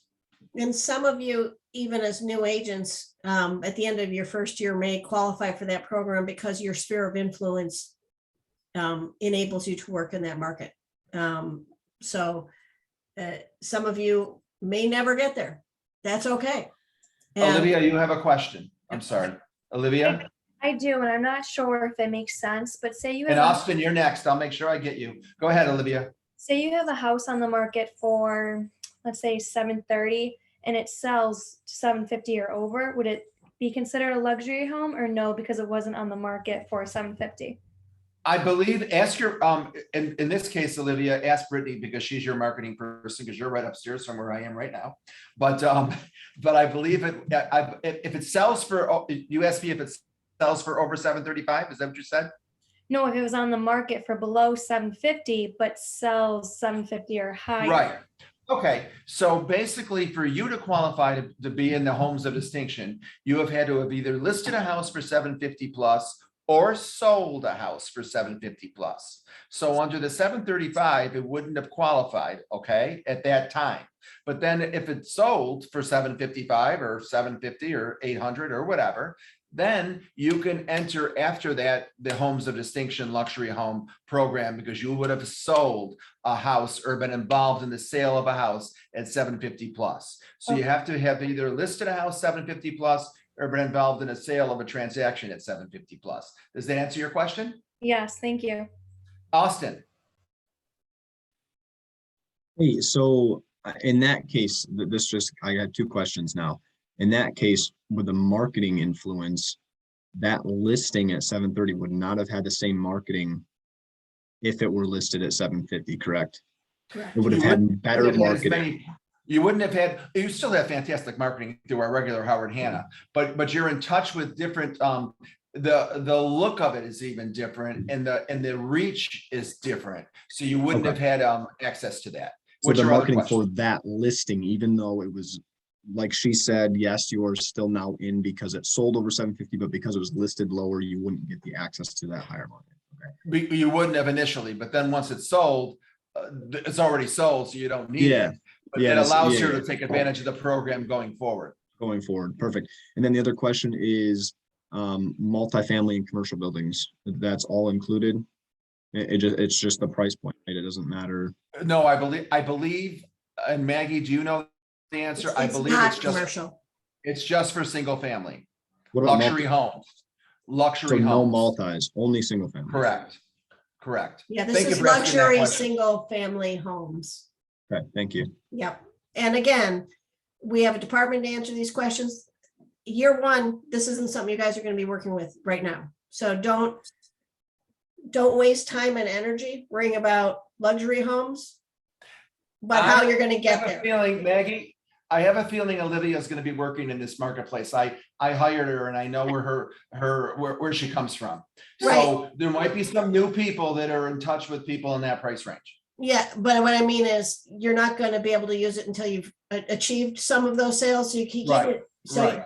spend your energy getting your business flowing. And if it naturally takes that leap up there, your manager will be all over it. And if Mark's downstairs, he's going to be. So, but spend your energy on the basics right now of getting your business going and establishing good systems and processes is what I'm trying to convey. Not very well, apparently. No, you're good. You're good. So, let's go, Olivia, says Austin. Yeah.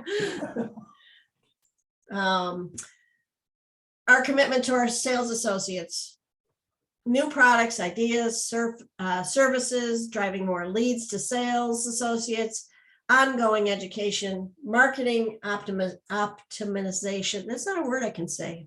Optimization. You say it, Mark. Optimization. It doesn't sound right. Lead generation websites, continued support to grow your business. This is us. This is what the company is. Right, Mark? It's what we do. You got it. You know, this is what we do. We help get you business. So if you want leads to come to you that we get at the office, who needs to know you're working your business? I feel like everybody. Everybody. Most importantly, your manager, because your manager gets leads at their office level. So if you're a new agent and you're home in your living room, you're eating bonbons and you're watching reruns of Longmire, and you're saying, geez, I don't get it, nothing's happening. You think he's going to call you up or she's going to call you up with a lead? Do you? No. No. If you are at the office, participating in sales meetings, being there, working there, bringing things to do there, do you think your manager might give you some opportunities? I'm waiting for voices. Yes. Absolutely. So your The manager- Ozark man, Austin, shaking his head yes. Yeah, Yes. and I see the head shaking, but I want to hear your voices. Yes, your manager is going to reach out to you with opportunity. Yes. Oh, thank you, Austin. I like hearing voices. I want to hear those confirmations. They have to know you're working your business. They don't know you're working your business if you're not meeting with them regularly, you're not at the office. How many of you have a scheduled meeting with your manager every week or every other week? All of you should be setting up a calendar with your manager to meet with them on a regular basis. Yeah, okay, that's a good idea. They may have an individual meeting. They may have a small new agent group meeting every week at a certain time. You need to be there. If there's opportunity time and they're allowing you to participate, you need to be there. If you don't know what opportunity time is, you need to talk to your manager and ask him, what's opportunity time and how do I get there? How do I get licensed over doing that? My first day at Howard Hanna, mind you, I wasn't a brand new agent. My first day at Howard Hanna, I sat down. I was the only person in the office. I took the opportunity time that somebody didn't show up for. I got a call. That turned into a $289,250 buy. And then it turned into a $150,000 sell. That was my first day at Howard Hanna. That's a good first day. And you thought it was always going to be like that forever and ever and ever. I hoped. I got to tell you, that first year, I got a few leads that led to a lot of business. Those opportunity calls worked for me. And when we do on day 6, when we do the buyer's class, I'm going to show you why I was effective on the phone, because I had learned this thing that helped me. And I'm going to teach it to you on day 6. So we're here to support you through products, services, ideas, driving leads, education. We have more education in this company. If don't ever tell me we don't offer you education. We have it 365 days a year, 24 hours a day, literally, because we have what's called a learning management system known as New Hannah University. We are linked to the CE shop. We are linked to NAR. We are linked to NSAR, NYSAR through your New Hannah University dashboard. Has links to all of that. Look under your affiliated links. And we have Leading RE, which is a resource for us. So there is education, there is no end of education. And then we have Zoom calls, we have in-person training, we have all kinds of training for you. What we don't want you to do is use the training in lieu of building your business. We have people who think that going to all the classes is good cover for not making phone calls. It's not. The classes are supposed to help you get to the phones and to get out and prospecting and building your business, not to replace it. So keep that in mind, Mark. And the reason why is because sometimes when you're new in something, you get a little skittish or scared that you're going to what? Fail or look foolish. Do not be afraid to fail. I encourage you to make a mistake. It's when you fail forward is how I call it. Fail forward. Austin. Do that. That's how you get up and that's how you learn. If you've never failed, you've never made it anywhere. So your management team and your leadership team will encourage you to just learn from that and move ahead. Yeah, all a successful business is the ones that push through all the failures. Absolutely. You got it. Who said that? Who said Crystal. that? Crystal. Great. That's right, Crystal. I think yesterday, my husband and I were watching Sunday Magazine, which is, a Sunday morning television show. It's been on for 40 years. And is everybody familiar with Chef Andreas, who goes out? He has the World Kitchen. He goes out to places like Haiti. Right now he's in Ukraine feeding people. And this is the first time he's been in a war zone. And the interviewer asked him, because he doesn't prep. When it said Ukraine, he got his people together. They grabbed stuff, they got on a plane and they went. They'll prep later. He said, if I take time to prep, that's a day, we're not feeding people. So they figure it out when they get there. So he said, when you're moving forward, you may take the road to the left or you may take the road to the right. And you may find out you have to make some other turns, but you're always going forward. If I'm not moving, I'm not going anywhere. And I thought about all of you in this class today when he said that. He was going forward. Sometimes he's going to go left when he maybe should have gone right. Sometimes he went right when he maybe should have gone left. But the point was he was moving forward and he learned from that and he adjusted and then got back on the road. I thought it was a great analogy for us. Just keep failing forward, as Mark just said. Just keep moving forward, but be moving in the direction of working your business. So we have so many tools available to you. We have Buy Side, we have Boost, we have Real Scout, we have Engage, we have the Agent Media Marketplace. Make programs work for you. Learn how to promote the Howard Hanna programs. How do you promote anything? How do you promote anything? If you have a product, how would you promote it? What would you have to do to promote any product? Social media. Eyeballs on it. Pardon me? You have to get eyeballs on your product. Okay, Austin, what did you say? Social media. So I used to work for Toyota. And if you wanted to go out, if I wanted to sell trucks, I had to go to get truck certified. I have to learn everything about my product so I could talk to anybody about my product. So you have to know the product to talk about the product. Is your product the house? It is so not. It's not. We're not salespeople in a traditional sense. You don't go up and say, hey, I got a lovely 4-bedroom, it's got 24 windows, 3 doors, and a basement. Now sell them for $249.9 on sale today only, right? No. And with one, you're going to get a garage. Not just one, you're going to get 2 bay garage. That's not us. That's not what we do. What are we selling? Ourselves, our business, the way we do business. Yeah. Relationships, all of that.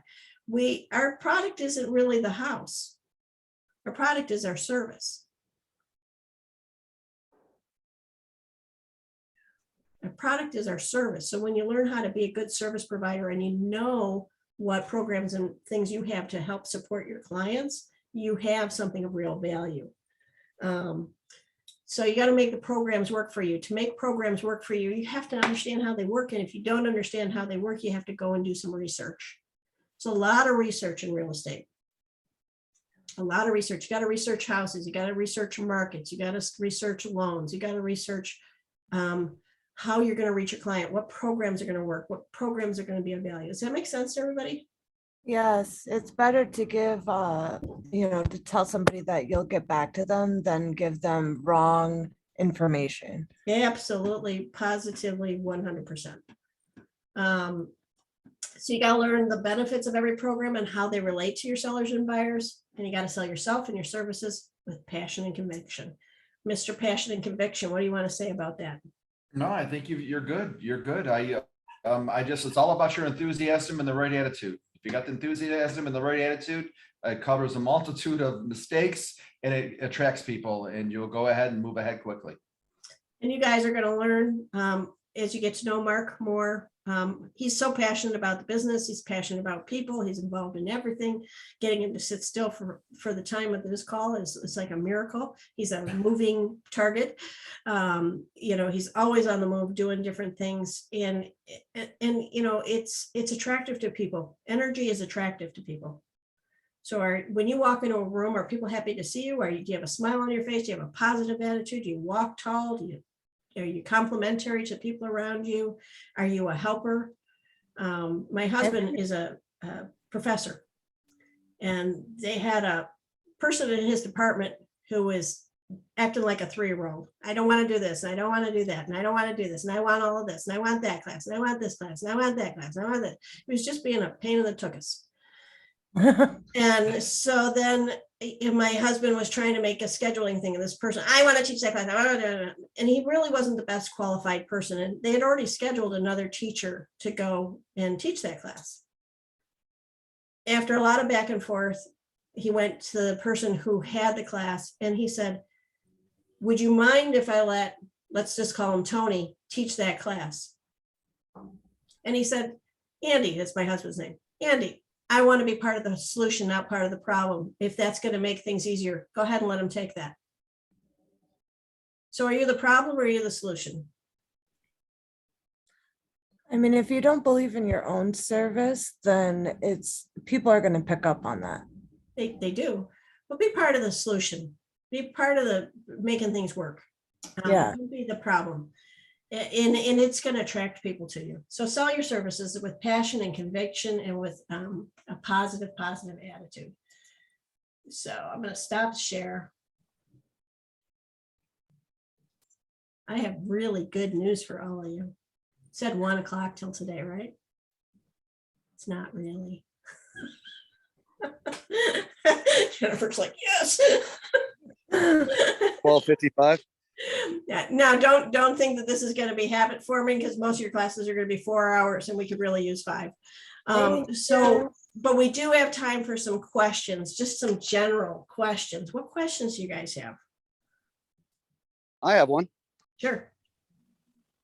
So phone thing, I've seen, I'm a new agent and I've seen it lately. A lot of people are sick with COVID and this and that. So I should jump on those.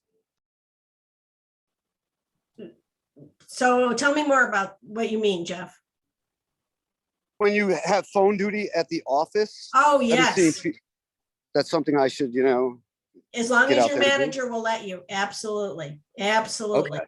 Yeah, because some managers will only let you when you've proven that you can do what we call converting. Does anybody know what it means to convert? No. Okay. So, Mark, do you want to talk about converting? No, go ahead, take it. Go ahead and take it.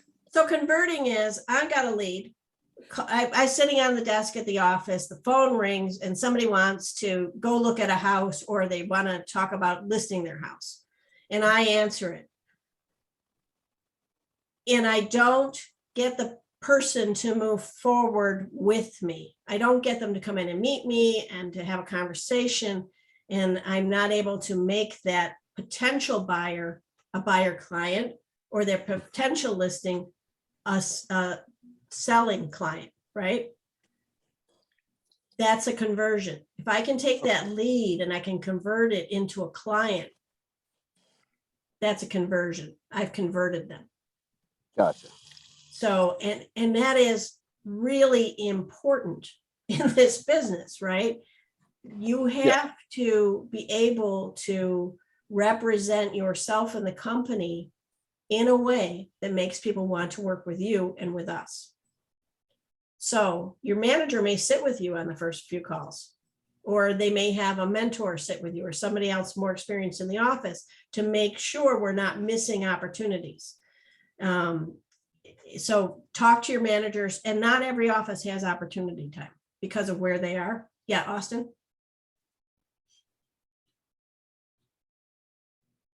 Yeah, so two questions. This is just something I was thinking of. As being a new agent, you're probably going to work with a lot of buyers clients instead of having like a lot of listings probably while you build up like your book of business. And this may be, I don't know the answer, but like showing other people's listings, like marketing other people's listings, is that a common practice? Is that a theme? Is that something that like maybe I could team up with maybe a high producing agent who has a lot of listings, and as long as they're okay with that, I can market that property, not fully marketing that it's not my listing, obviously, but then hoping to attract buyers, clients for me to work with them to then make an offer on that listing. Is that something that we can do? Or Mark, you want to go? Sure. Very good questions. Yes, to your first question, when you're brand new in real estate, you tend to work with more buyers because they're easier to get to, and you want to run out and you want to make a commission and sell them a house. So we tend to do that when you're brand new in real estate. I started in real estate when I was in my 20s and didn't have a big sphere of influence, and that's what I did, and that's what a lot of people tend to do. And that's great, nothing wrong with that at all. But you do want to get a listing inventory. And the best way to do that, and the best way to get more clients, is look at people in your office, develop a relationship with them. And people that are strong listers oftentimes will say, as long as they have confidence in you, Austin, they'll say, yeah, you want to hold my house open this weekend, go ahead and do it. Then people that come through the open house, that's a way for you to get more clients that have houses to sell, and then, you know, they're buyers as well. So you can work off both of those. Maggie, anything you want to add to that? Yeah, so like on social media, Austin, let's say I held an open house for Mark, I'm a brand new agent, I got an open house on social media, I'm going to post it, I'm going to use Real Scout, and I'm going to use a combination of Open to Close and Real Scout to make that posting on my Facebook. And I'm going to say, hey, join me I'm hosting an open house today at 124 Maple Street, listed by Mark Ray. Come on by and stop by for some lemonade and lemon cookies with me at this listing. I'm always going to mention the listing agent. Why? Because I want that listing agent to continue to work with me. So I'm always going to give them a nod. That open and close is going to be in my name. I'm going to have a business conversation with the listing agent and say, if I pick up a buyer,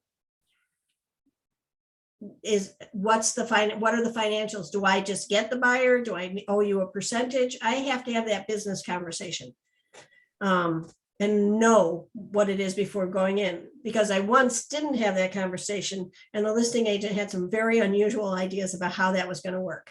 And I laughed and said, well, thank you for the opportunity to learn from you today, but no, because she wanted 50% of that buyer.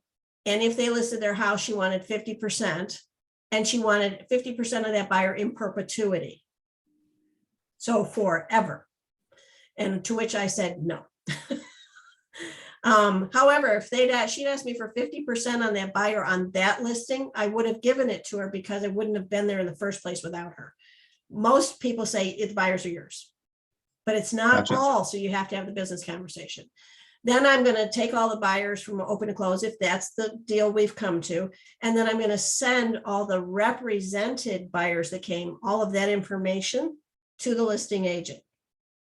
I'm going to tell them that 24 groups came through the house. We had, 17 that were represented and the rest were unrepresented. And thank you so much for the opportunity. Right? And I'm going to make sure they have that information within a hot minute of it closing.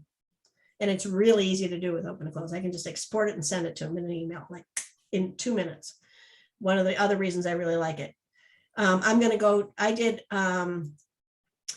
I did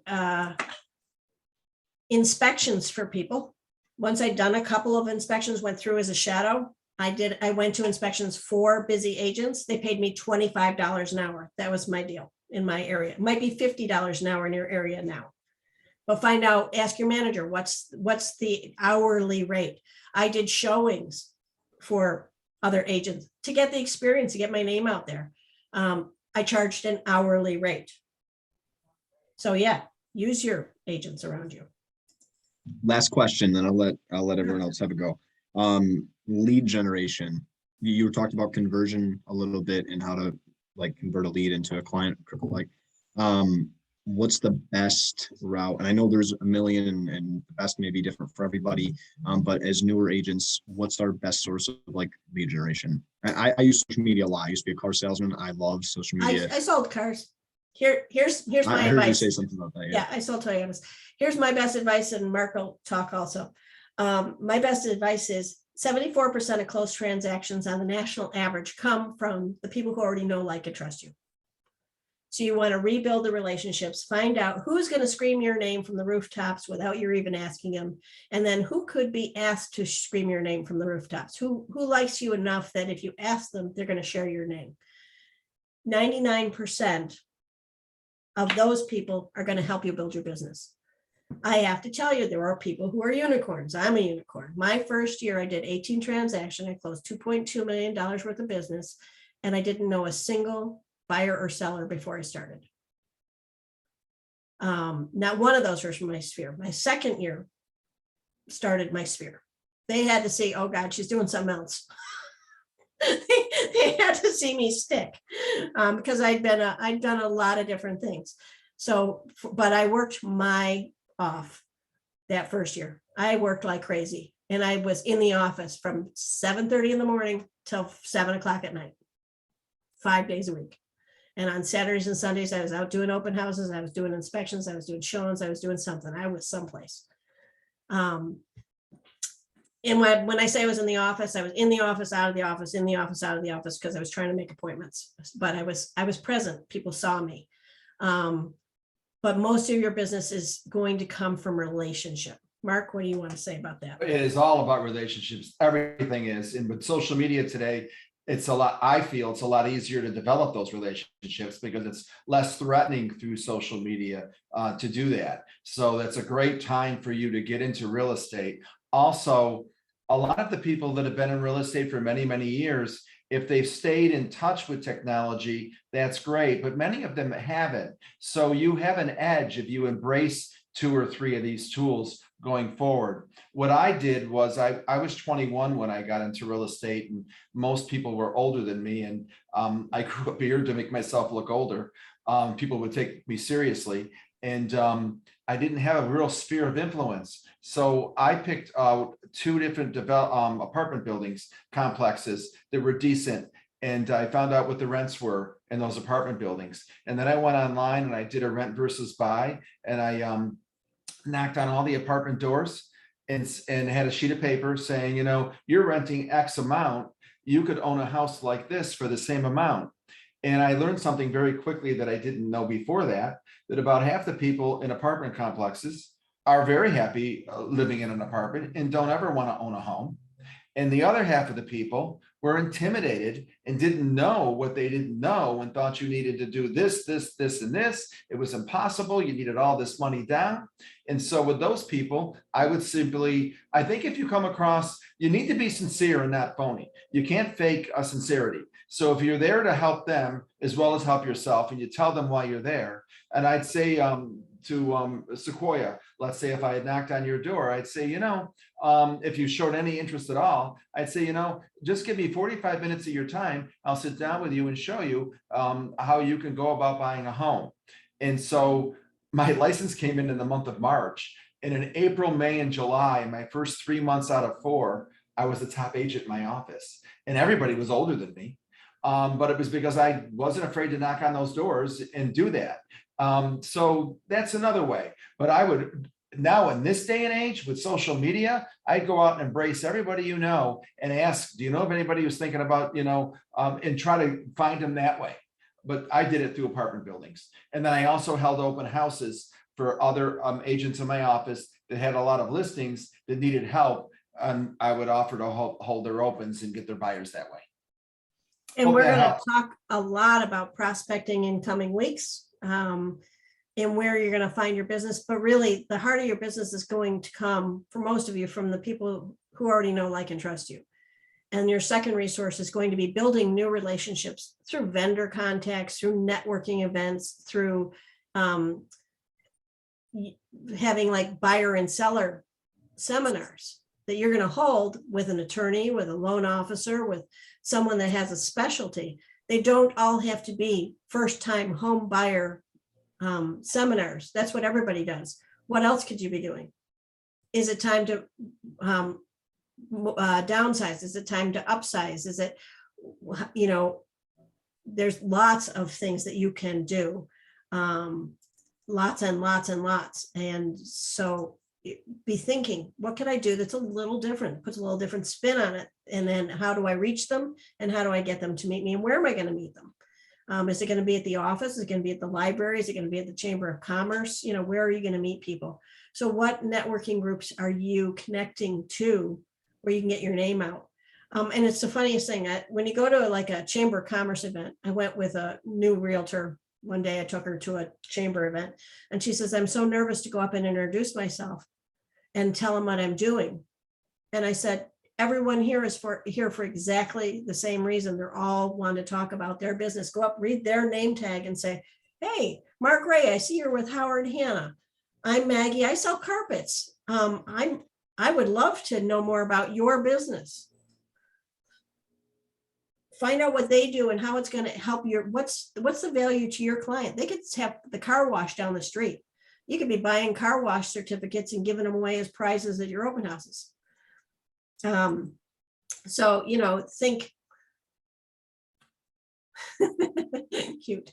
Like what events can you be doing? How can you be meeting new people? Because you're always going to be you're in the business of meeting new people and building new relationships and then rebuilding older relationships and growing them into something that's going to create a business for you. Does that make sense? So what else? What Any other other questions? You guys have? Other questions at all? Don't be afraid. I got a question. Sure, Trent.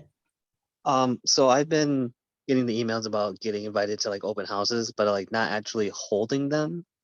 So like when an agent, like a new one like us, would go to an open house for like the first time or whatever, are we just there to like prospect, or like what do we actually do if you're there as like just like a guest? You want to take it, Go ahead, Mark? man. No, you go ahead. Okay, so when you're going to an open house, you are absolutely 100% not prospecting. Okay. It's not your listing. What you Right. are doing is becoming the local expert. So what you're doing is you're learning about the houses in the area that you're selling. So what does this house look like? Because here's what's going to happen. You're going to go to a house and hold an open house on Oak Street. And somebody's going to come in and go, what do you think about the one on Maple? What do you think about the one on Filbert Street? What do one on Hickory? And you're going to go, if you're the agent that goes, oh, I don't know. I don't know anything about those houses. Are you the expert? What if you say, oh, that one had the open staircase that went up. It was all modern. It was a mid-century. It had a beautiful pool in the backyard. It was a lovely home. Had 3 bedrooms, only had 1 full bath. It had a half bath, but it was down in the basement underneath the stairs. It's not really even a half. It's kind of a quarter thing. If you're from Rochester and Buffalo, you know exactly what I'm talking about. And, you know, if you can talk about the houses in the neighborhood and have been in them, Jennifer's smiling at me, you know about that toilet in the basement under the stairs. You are going to, the more you know about the market, the more you elevate yourself as a local professional. You want to be the professional, but you are never prospecting at somebody else's listing. Okay. Think about what you would want somebody to do in your listing. Right. You'd kick them in the kneecaps, I'm telling you. Anybody else? Thank you. You're welcome. Any other questions? All right, I know what's happening here. They don't want to ask any more questions, Mark, because it's 10 to 12. And they see. I want to know about Matthew's dog. He's got this cute little dog on his lap. What kind of dog is that?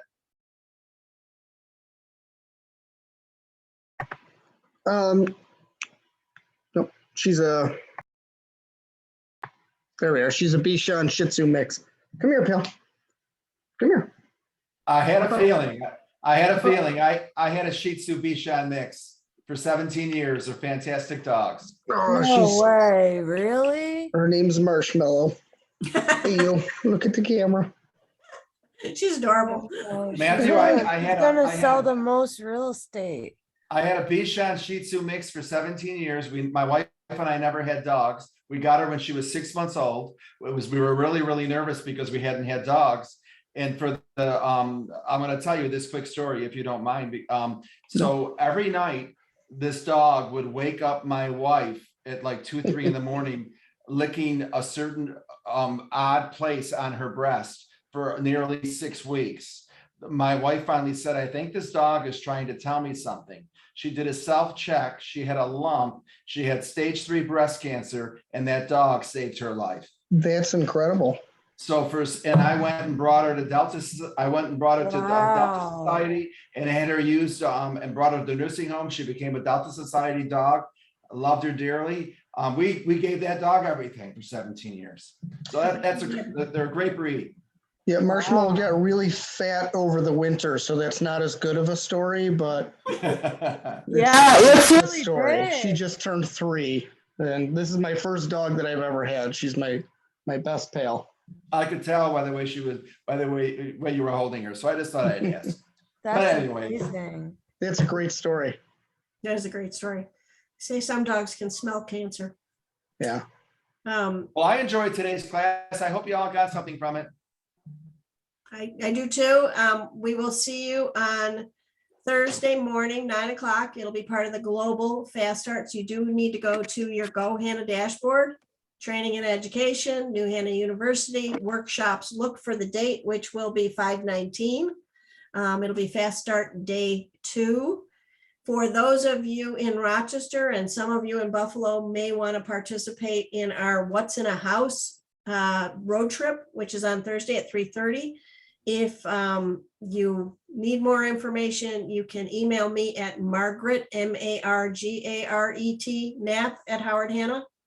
Maggie won't get you there. So Margaret Knapp at howardhannah.com. You may have gotten an email on the event. If you haven't, I think it'll be really worthwhile. And on Saturday, there's going to be what we call a weekend warrior at the Hannah Academy in Rochester called Checklist for Efficiency with one of my managers, Adam Clock. So if you guys have interest in those, let me know. Sorry, Crystal. You're welcome to come down, but I think it's an awful long drive from Loudonville. Anyway, let's have a great day. We'll see you guys. Oh, and Wednesday weekend, there's a Wednesday webinar on the buyer consultation with Maggie Evans from Allen Tate. Should be fabulous. It's a webinar. It's you'll get emails about it. It's at 10 o'clock. She's great. I love Maggie Evans. So there's a lot of stuff on the calendar this week for some reason, but anyway, have a great weekend. We'll see you soon. Thank you. Thank you. Bye, everyone. Bye. Thank you. Thank you.